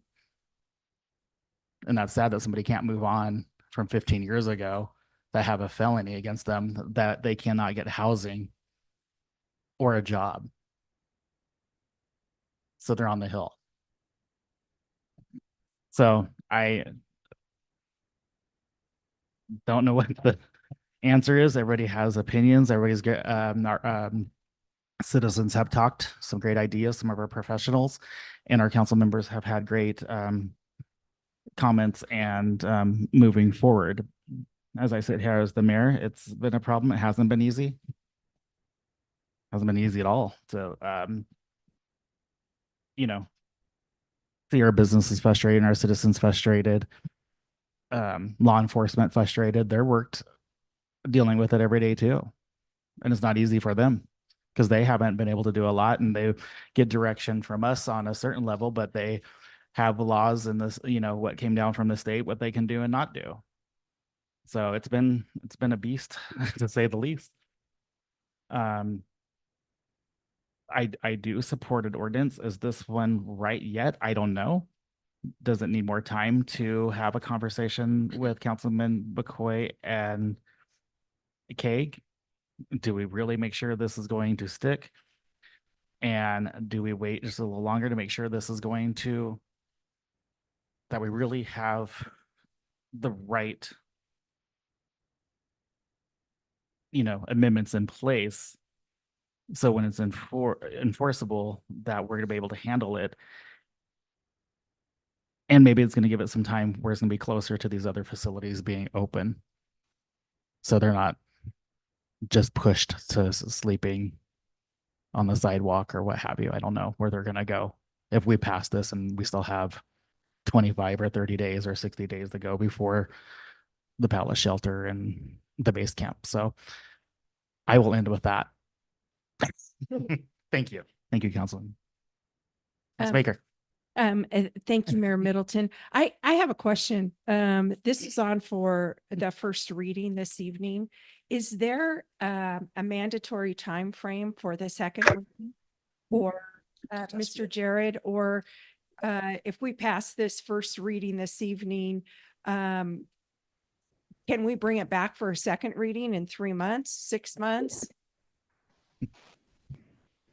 Yes, all the first reading means is you're introducing it with this particular language. You can give direction to delay it any period of time.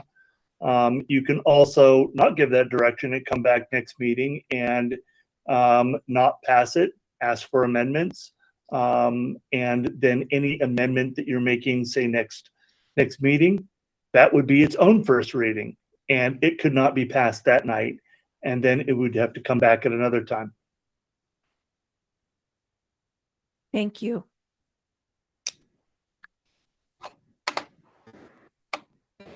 With that, Mr. Mayor? yes, Mr. Davis. So if we Councilor want Davis. to move forward with this, what is the proper procedure?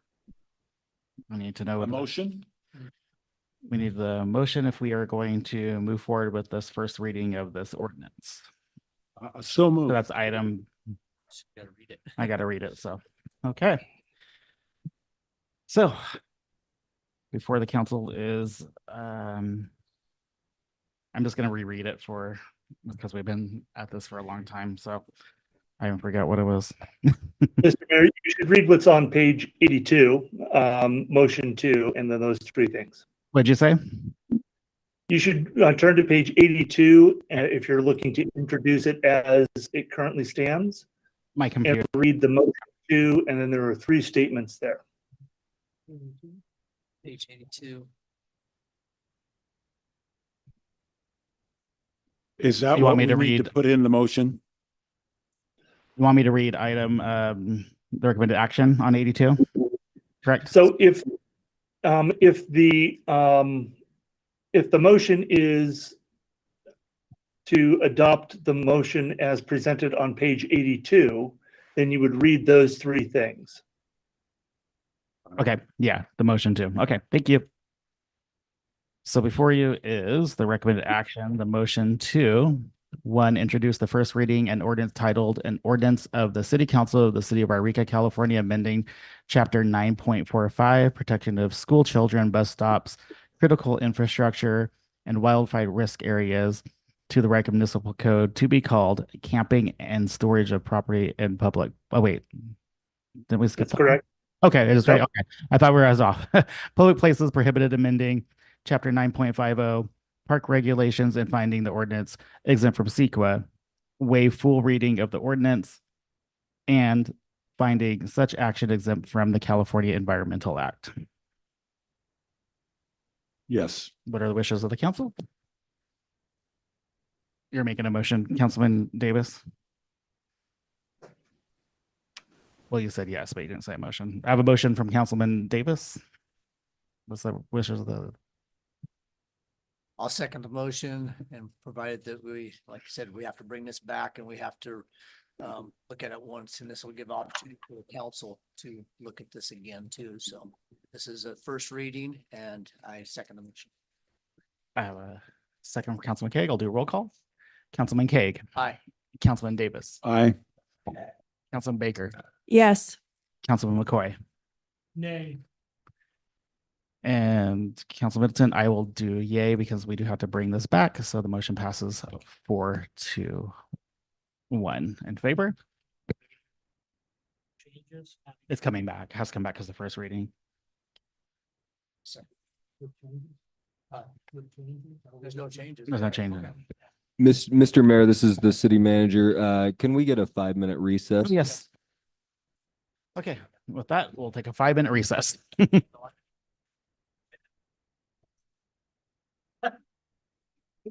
gotta go leave. I'd love to Okay. stand up, stretch. Yeah, good luck. Yeah.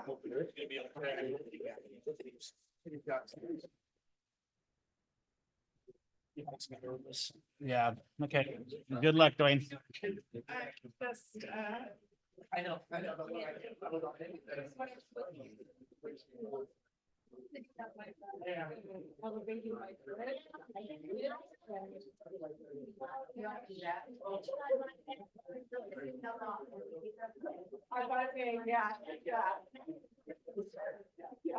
Hi. Yeah.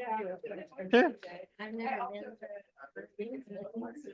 And I don't even know if I'm in the right place, the right venue or what, whether it should be board of supervisors or you guys. Where do you live at? Uh, You will need to go to the Board of Supervisors and go to their meeting or contact your county supervisor, because Hornbrook isn't a city, so they don't have a city council. They're an unincorporated area.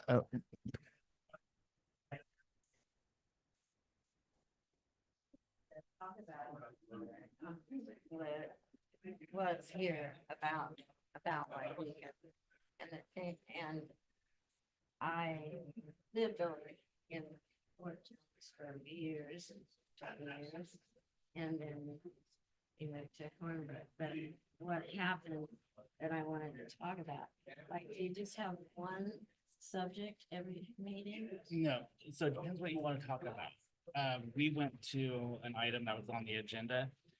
I'm gonna go back for public comment, and you come up and make a comment on anything that you have a comment regarding where we get on.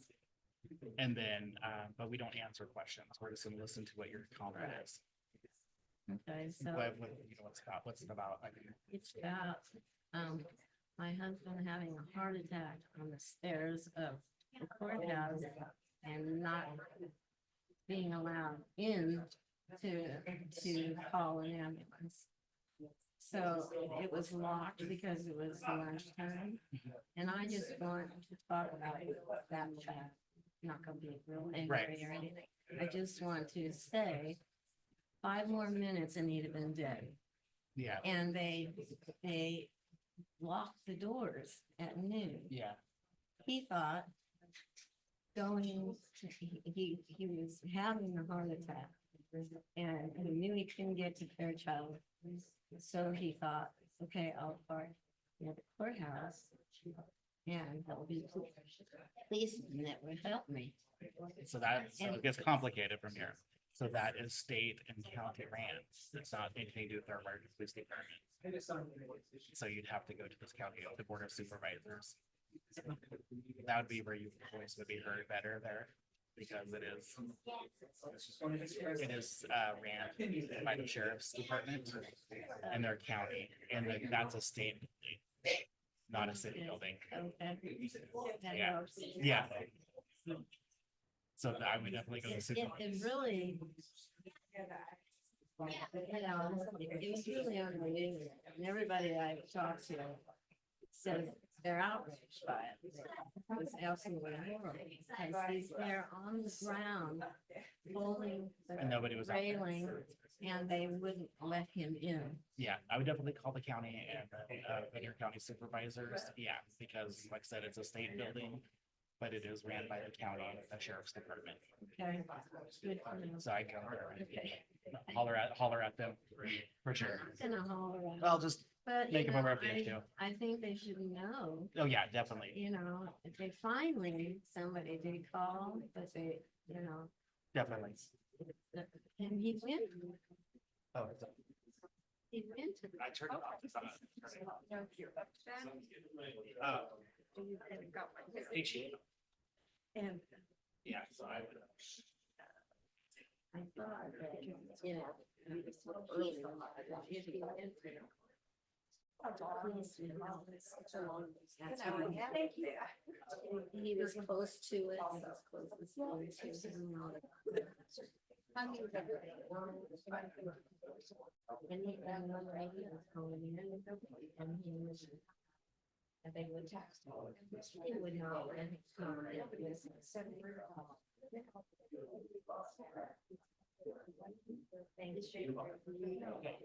Good luck. Hope he's doing better. Yeah.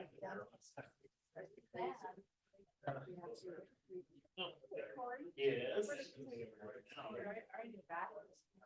Is. I don't care. No.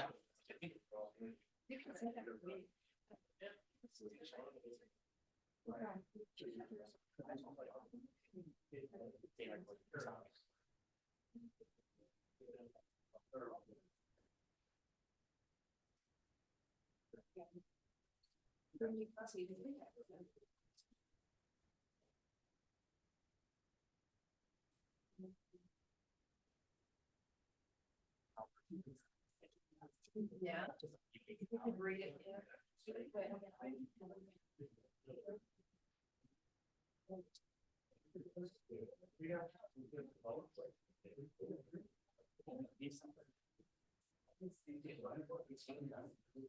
That's what I'm saying. Nobody wants to call it one. And then you know. Exactly. You go to fair enough. Probably not. I saw the. No. If I go when I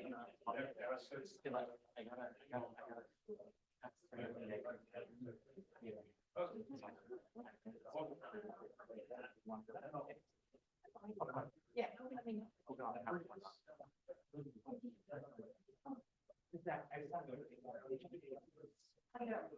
Yeah.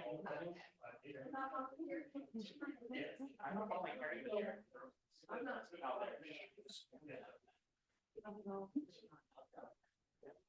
But anyway, Ellen has been on vacation, so I looked at Claire.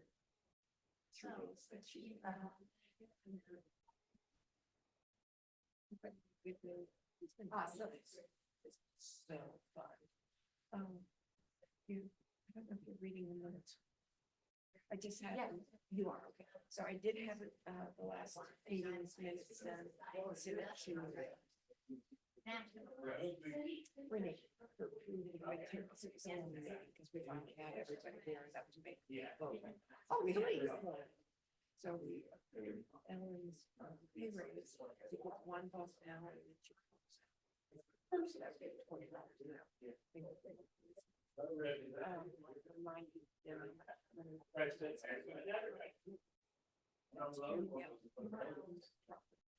I was just hoping to keep. So, the water, things are not working. Filter it, you know, so people can. That's why it's clarified. Yes. Okay. Yeah, exactly. Thank you. Write a letter to let them know if they can donate, donate. I have to tell them that we're doing it. And then we supply it in. So especially with water fountains. So as when is the river walk going to open? So I just, that's it. So I wasn't aware of this. The point was gonna have to provide 40%. We're being rated. See? So I had, and it was all through. Check. Very, very, very. Citywide, we did find the same. Yeah.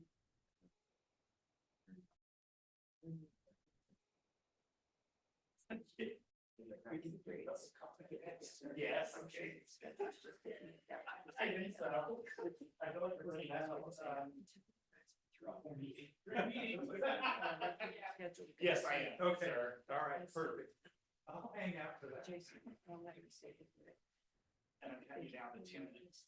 Sorry, I won't even be 2 minutes. Okay. All right. Yeah. That's it. Yeah. Would be contacting. Yeah.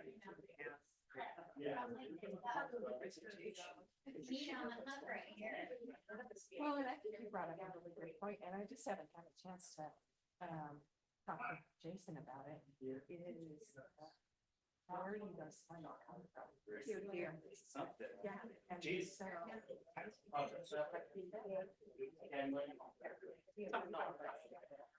And I don't think. No.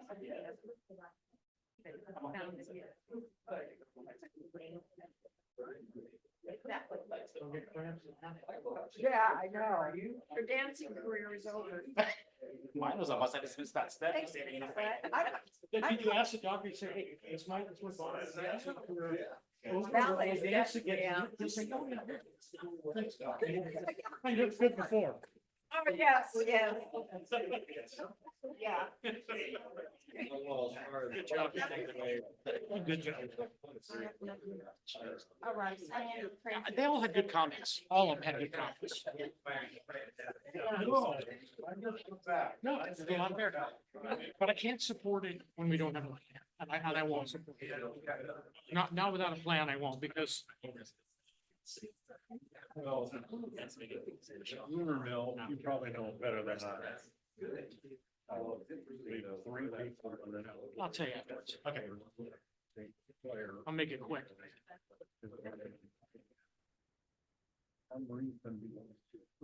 Okay, he's gone, so he's not coming back. So we're not. And I told him to call me if he has. I said, if you need some help tonight, this is gonna midnight or 1, I said, call me. We might get. There's a couple of people.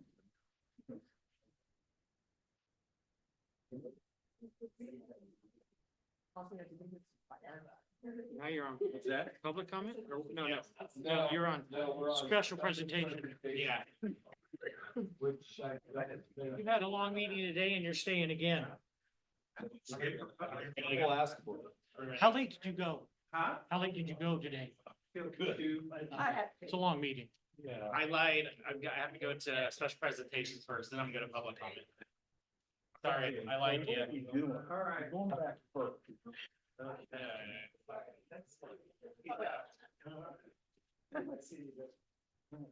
gotta get to where I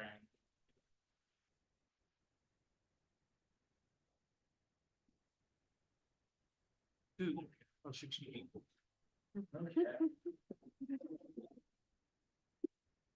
Okay. Back in session at 8:56. Okay. So now we're going to revert back to number 5, the special presentations and our announcements. This time slot is for informational presentations, appointments, or awards to be presented by the city council or to the city council. American Fire Department appointment of Clinton E. Carson. Chief Lemus. Thank you, Mr. Mayor, members of the council. I did have an individual that was going to be appointed this evening, but he lost interest. No, I'm kidding. No, Clint was here. Unfortunately, he is a dispatcher with the Forest Service in the ECC and CAL FIRE, so he had to go to work this evening. So, but yeah, great guy. He has come to us with 35 plus years experience.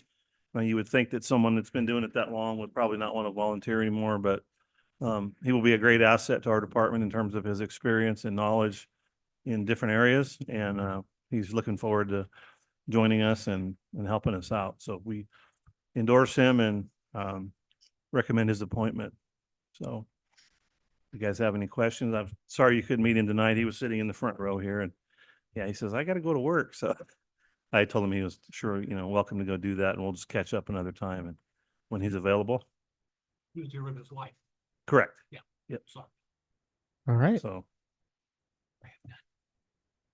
No questions? Okay. all right. Yes, sir. Yes. Yes. All right. Now you have put a face with a name. Huh? Mhm. Thank you, Chief. Okay. So public comment, public participation is welcomed at all, invited to all city council meetings. This time is set aside for residents to address the city council on matters listed on the consent agenda, as well as other items not included on the regular agenda. If your comments concern an item noted on the regular agenda, please address the council when that time is open for public comment. The city requests that persons addressing the city council refrain from making personal, slanderous, profane, or disruptive remarks. Council members, when recognized by the mayor, may ask clarifying questions of the presenter, but no action may be taken by the city council during the public comment section of the meeting.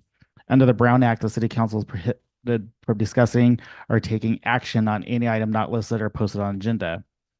This time is set aside for residents to address the city council on matters listed on the consent agenda, as well as other items not included on the agenda. If your comments concern an item listed under public hearing or new business section of the agenda, please address the city council when that item is open up for public comment. Please speak into the microphone from the podium. The podium electronically can adjust up and down to accommodate the speaker. Please state your name for the record prior to providing your comments. Please address the city council as a whole. If you have documents to present, please provide a minimum of 7 copies. These become public record. Please limit your remarks to 5 minutes. Since council is unable to take action on issues not on the agenda, your matter may be referred to staff for follow-up or placed on a future agenda. The public comment period is not intended to be a question and answer period or conversations with city council or staff. All right, public comment. And before we get to that, I just want to note, City Clerk, that Councilman Kaeg did leave the meeting and is absent due to the emergency. And he left at our break whenever, I think that was 8:33. Thank you. Okay, public comment.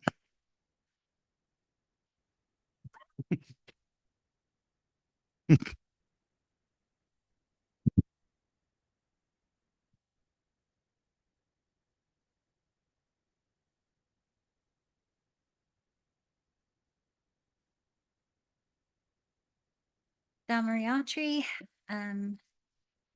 I would ask, just a second, please. I would like to ask you to pull item 7D on the consent agenda. It was up July 16th and you all just let it slide without any comments. And Colleen Baker was not here to discuss this, but we're hiring a consultant at $42,000 from our general fund to look at pay raises. And we are looking at Santa Clara County, who make per capita income of $40,698. we're looking at their income, and our income per county is 17,570. I would like to discuss this a little bit, please. Thank you. Any other public comment?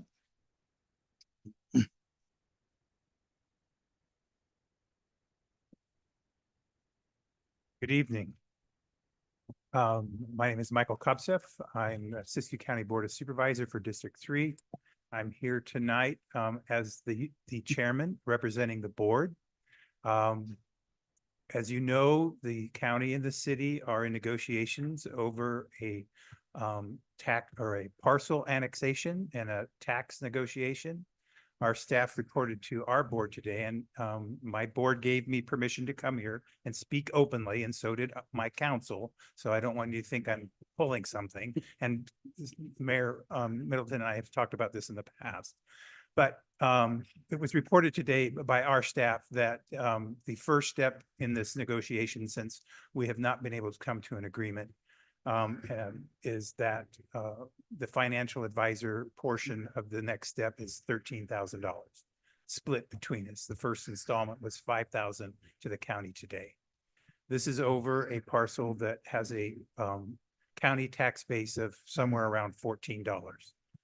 The county's position is, and will continue to be, that we maintain 100% of the base, and that we are in agreement with 50-50 on the increment, which would be the growth of the future that would come from that parcel.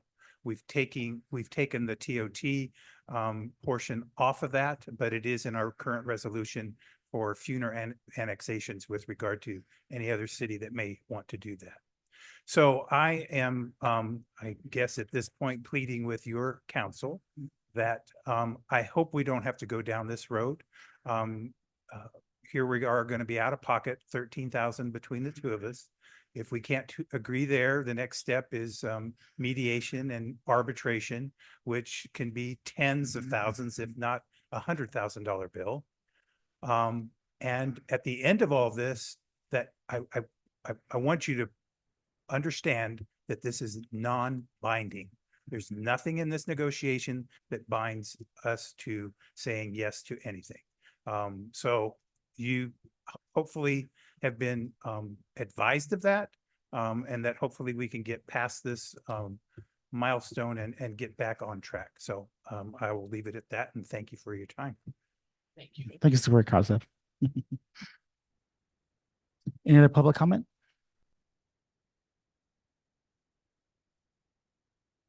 All right. Close public comment. Go to item number 7, is consent agenda. This all matters listed under consent agenda are considered routine and non-controversial and will be enacted by one motion unless a member of the council wishes to remove the item for discussion. A, approval the appointment of Clinton E. Carson of the Wairika Fire Department. Approval ratification of payments issued from July 8th, 2024 through July 26th, 2024. C, approval of minutes of the regular meeting held July 16th, 2024. D, authorize modification of standard terms of the agreement for service between the city of Wairika and Q Consulting Group. E, authorize the city manager to sign letter authorization for the Household Hazardous Waste Grant Program. The recommended city council action before you is the motion to adopt the consent agenda of the Wairika City Council of the city of Wairika as presented. What are the wishes of the council?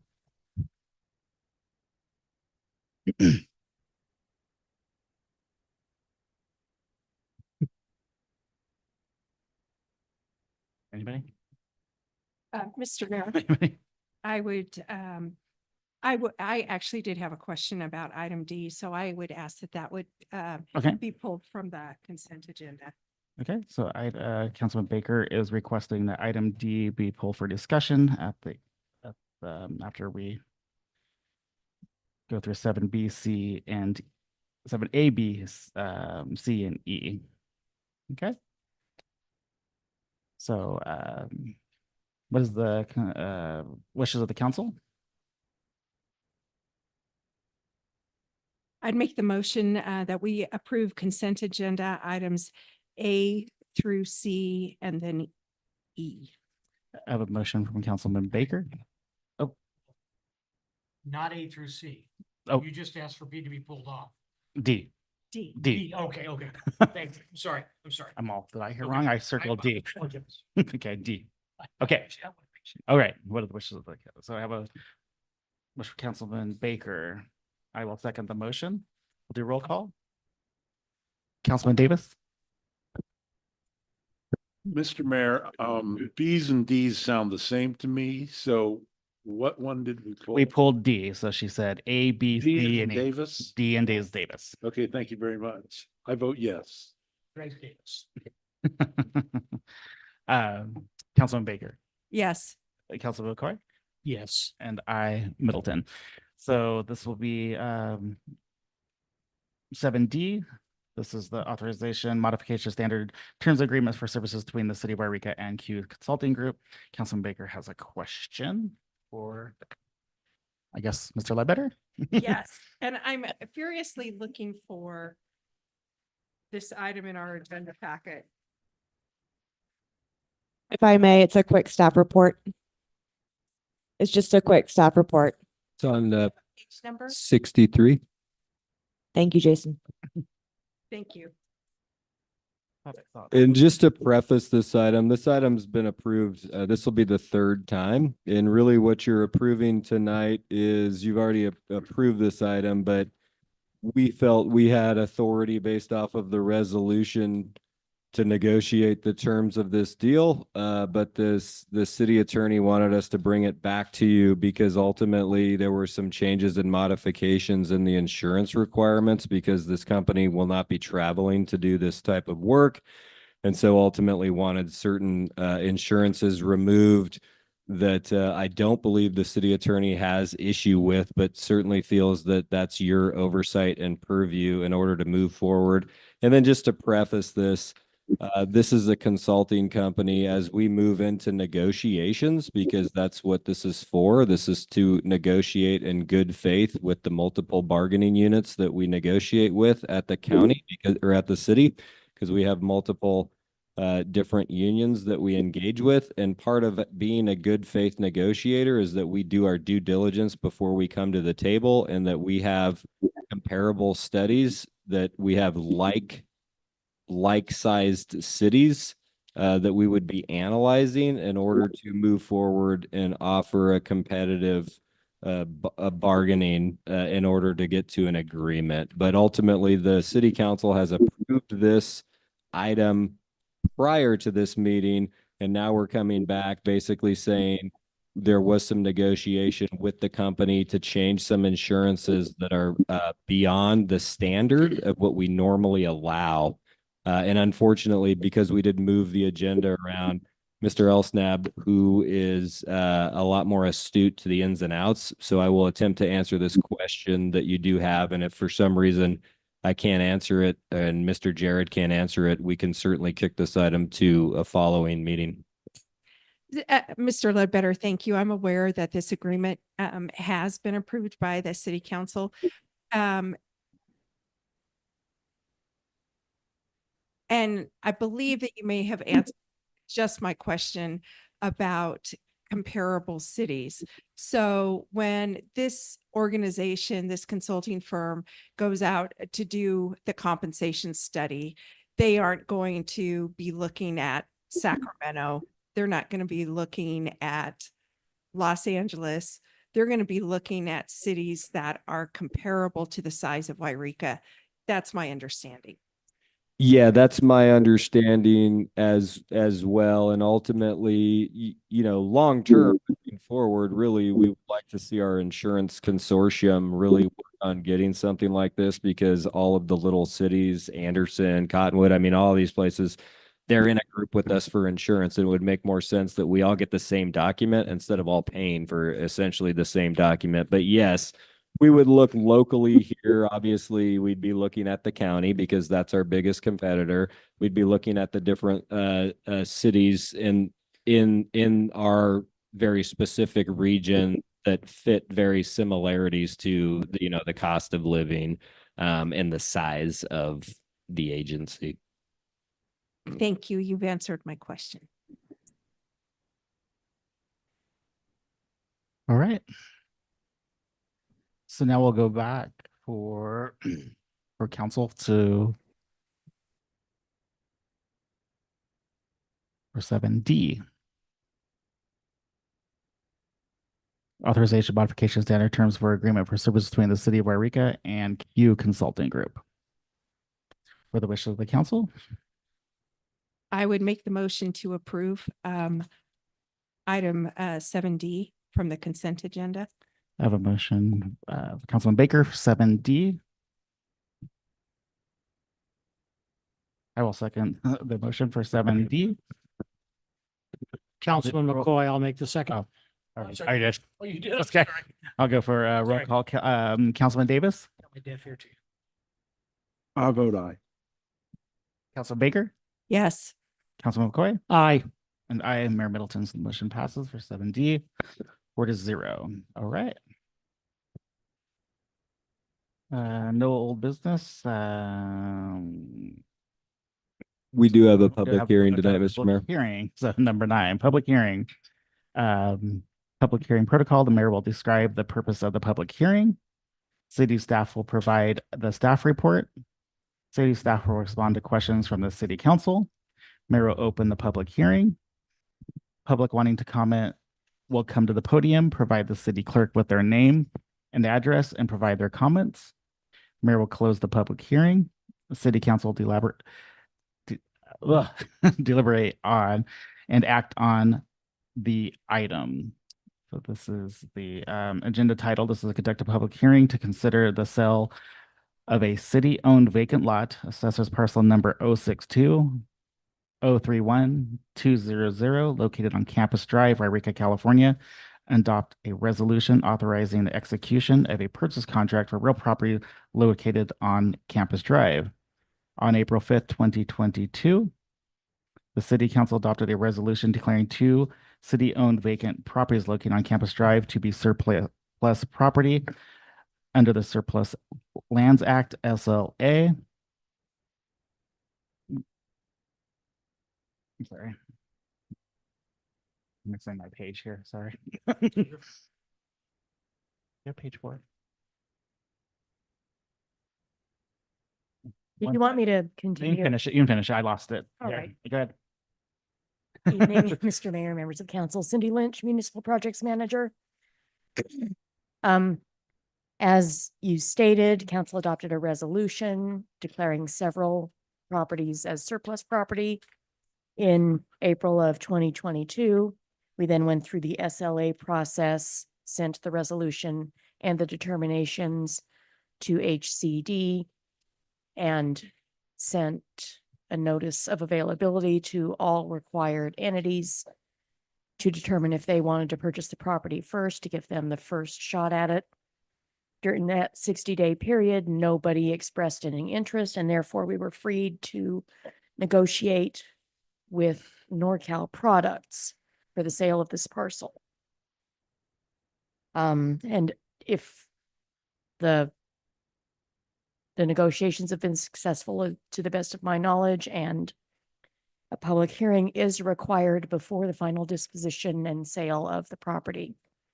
So I'm here to answer any questions of the council prior to the mayor opening the public hearing, if there are any.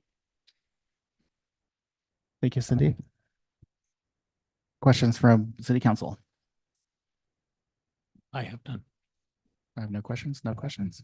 Okay, I will open the public hearing at this time.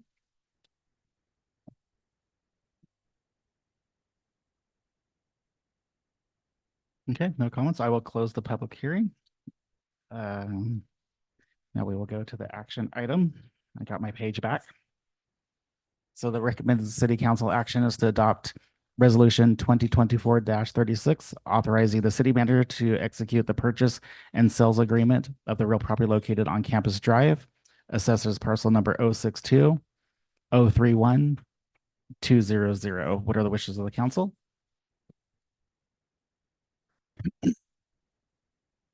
This is Councilman McCoy. So moved. I have the motion from Councilman McCoy I'll second the motion. and a second from Councilman Baker. I'll do roll call. Councilman Davis, Aye. Councilman Baker, Yes. Councilman McCoy, Aye. Mayor Middleton, aye. So the motion passes 4-0 and approved. Thank you. All right, thank you. Yes, thank you. So now we're at number, we went through that for 11. 11. Thank goodness. Well, we went that for a while. 11, city manager, staff reports, and manager and staff may make brief announcements or reports at this time. Pardon me. Yeah, don't have much. I did have come down with COVID, and so I was out all of last week. Read some article that 1 in 37 Americans had COVID last week, so that was pretty fascinating. And I do have some good news. I was notified by the Public Works Director today that next week there will be some action and some starting in the community theater. And we do have so 2 new hires. We have a new fiscal tech in the office, and these are positions that were open. And we have a code enforcement officer who started this week as well. And so we have been, the clerk and myself and the community development director have all been taking turns doing different aspects along with the fire chief of doing code enforcement. So we're welcoming this person coming on, but we do have a house that burned in the community. And I'm also told that by next week, that one will be down and removed and abated as well. So that's all I have tonight. Thank you. All right, thank you, Mr. Ledbetter. Any other staff? Nope, okay. I'll go to council members for any reports or comments or whatever you guys want to talk about. Who wants to go first? Councilman Davis. Yes. I attended our fire state council meeting last month, and we were talking about the Outson Road project, which has been talked about since I've been on the council. And they are still short of the sequence. So they haven't proceeded forward on that. But CAL FIRE has been pretty busy lately, so it probably wouldn't be proceeded on anyway. Let me see, Fire Chief Council. There's an outreach program for the Fire Chief Council, and it's a grant. And if you choose to get involved in home and house hardening, they're going to be able to supply you with the information that you need to help yourself, of course. And if you want, it will come by. So it's a really good program. House hardening, something that when you've got all these bushes around your house, that's good, but it's still pretty close to your house. I mean, good green bushes don't burn as easy as them dry ones do. So that's about all I have as far as that is concerned. I did want to make a comment on one of our guest speakers. I thought he was totally out of line. Our supervisor from Weed, his opinion on that annexation and mine don't agree whatsoever. And I just want you guys and ladies to understand how I feel about that. And I think we should proceed on, continue, Mr. Ledbetter, is my advice, and keep working on that. All right, thank you. I think he's in, oh yeah, he is Weed, isn't he? I can't remember. Councilman Baker. Good to have you back. Yes, Thank you. come back. It's good to be back. I have no report this evening. All right. Councilman McCoy. Mine. Short. I would like to ask our city manager if he would include on the docket an agenda item for our next session, discussion and development of a comprehensive plan to decide what what our homeless plan is vis-a-vis our new homeless ordinance. Because we have an ordinance, but we have no plan on what we're going to do, other than we're going to arrest them or cite them and then arrest them later on. So I would appreciate that. And then I want to say it's good to have you back, because I know you weren't feeling well at all the last time I talked to you. It's nice to have you back, Colleen. And last note, today when I came back from the dump, my wife and I, she indulged me and we drove down Main. And I think except for Minor Street, all the sidewalks are in, except for the corners at Minor. So it looks pretty good. So I want to commend Royal, who's the electric, and P1C or PLC, who are the contractors. It looks very nice. All right. Yes, it seems like a busy time of the year. Summer's gonna be wrapping up soon. Hard to believe. We're already into August, and I don't think I have anything to report. Everything's been kind of slow for me because we had a lot of our main people out. We had 3 of our main key players out of last week, so it was kind of slow for me as well. Dealing with city business. So the fair kicks off this week, so everybody wants to indulge in going out to the fair and supporting all the vendors out there and the 4-H kids that work so hard on their animals to go out and support them. And I think that's it. Like I said, we have probably a busy finishing up the summer and fall here at the city and going into winter. Seems like there's a lot of things going on. And so with that, I wish everybody a good night. Thank you for coming. I know it was a long one, and we always appreciate you coming, and have a good evening. Be safe. Meeting adjourned. You guys. 110. 110.